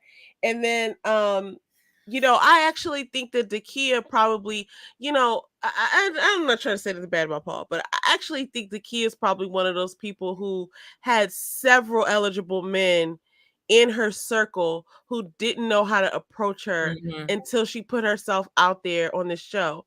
So I would imagine that if what she's experiencing now in this relationship that she's saying she has doesn't work out, then now that she's put herself out there, there'll be several people like waiting, like, oh, you know what I mean? Like, I think she gives me that vibe. She was a well put together person. They kept saying, I think Dina was the one that I first heard say this, that she was a total package, but she was just delivered to the wrong address. I see that. And she probably just was like, and women, say women like that. Like, I consider myself kind of like that in this way. We're not going to go and just be the pursuers of men. So if you're not like asking me out or showing interest, then I'm not going to be like, hey, everybody, I'm single. You know what I mean? Like, so I think that this was an opportunity for her to just put it out there that, hey, I'm single and I'm looking, and nobody's met the mark yet, so put your application in. And so I think that's, you know, what this show probably did for her. I don't think that Paul and Carmen, or sorry, not Paul and Carmen. I don't think that Carmen and Donovan are going to work out. Are you serious? They look cute together to me. They look cute together, and people looked cute together at prom too. Just gonna put that out there. They look. I think that they might have found something. Well, I'm hoping. I'm not trying to hate on nobody's relationship. People look cute at prom too. Isn't that the truth though? So let's see where that goes. And I'm not trying to hate on them, and I hope they have a great, you know, life and all that stuff. But I mean, but to be fair, Ready to Love doesn't really have a great track record of putting couples together. There are some successful couples right now, but so it wouldn't be wrong to think that I don't know about this, but I think they look good together. Let's see if Tiffany and Wiley actually make a connection. That'll be interesting. I think there was then, but I don't know that they still messing with each other now. But I like this cast, and I feel like I wish everybody the best. Let's see Sabrina out here. Sabrina's like, you know, Sabrina's the new age pimp. So she's like Don whatever Juan. I don't know. What's his name? Don Magic Juan. What is his name? Don Magic Juan? Don Magic Juan. So let's see what she does. You did not call her Don Magic Juan. Listen, oh my gosh. She's pimping these. And I'm not mad at her. I just want her to acknowledge it. Just want her to acknowledge it. So anyway, those are my and Tina, I need you to say the words, right? Like I need you to acknowledge that you weren't, you know, showing up and you weren't a part of the process. But I still have love for her because I can't be mad at that makeup. That makeup was on point. Yeah, she was looking cute. On point. So that's that. That's all I got. That's all I got for this. Well, I guess my final thoughts on this are, you know, good luck to Joy and Clifton, good luck to Carmen and Donovan. And Owen needs to get their shit together. Next season, I don't want to see nobody asking for no Advil. I don't want to see nobody asking for no food, no nothing. Y'all need to make sure that these people have all the libations and accoutrement on craft set. Food services. You know what I'm saying? Like craft food services. Yeah. And like they need to chill with this PTSD they're giving the cast. I don't know. They need to look into that. Somebody needs to look into that. They're all out here talking about it. So Owen has to be aware of the trouble that they're causing. So yeah. I don't know. But I don't know. You got me. Anyway, it was a good show. I'm glad it's over for this season. Oh yeah, Precious went off. She was hitting that Bama with a hard beat when she was saying no beat. Like, yeah, she got in her feelings with that. But I mean, when you're filming for over 10 hours, I guess it's warranted. Yeah. Yeah. But anyway, I don't have no more thoughts about this. So disrespectful. Anyway, you hear that? What is it? It's a motorcycle outside. Oh, okay. I was like, is somebody trying to break into your balcony or something like that? No, because he do it. Usually he has music playing and stuff, and so now he's out there just I don't know. Anyway, but yeah, so I don't have nothing else to say about this. I guess we'll figure out when we'll do this again or what show we'll do this for, again, because this was fun. It was fun to have the people in the chat with the comments. At one point, the comments was going too fast. I know I missed some comments. Yeah, me too. Monique, she was in here. And thank everybody for coming and staying with us. We was on the show for 2.5 hours. Oh my gosh, it seemed like not that long. And I hope everybody joins us again for our regularly scheduled Thursday night live. Those two sisters. We have some topics that we weren't able to get to over these past 2 weeks as we were covering this, but we're excited to get back into our regular Thursday night. So I hope you join us. And make sure that y'all like the video. If y'all in the building, you can thumbs down as well. Just let us know you was here. Get in the comments below. I know we talked through the whole video, but that's kind of what we do. So anyway, we'll see y'all in the next video. Peace.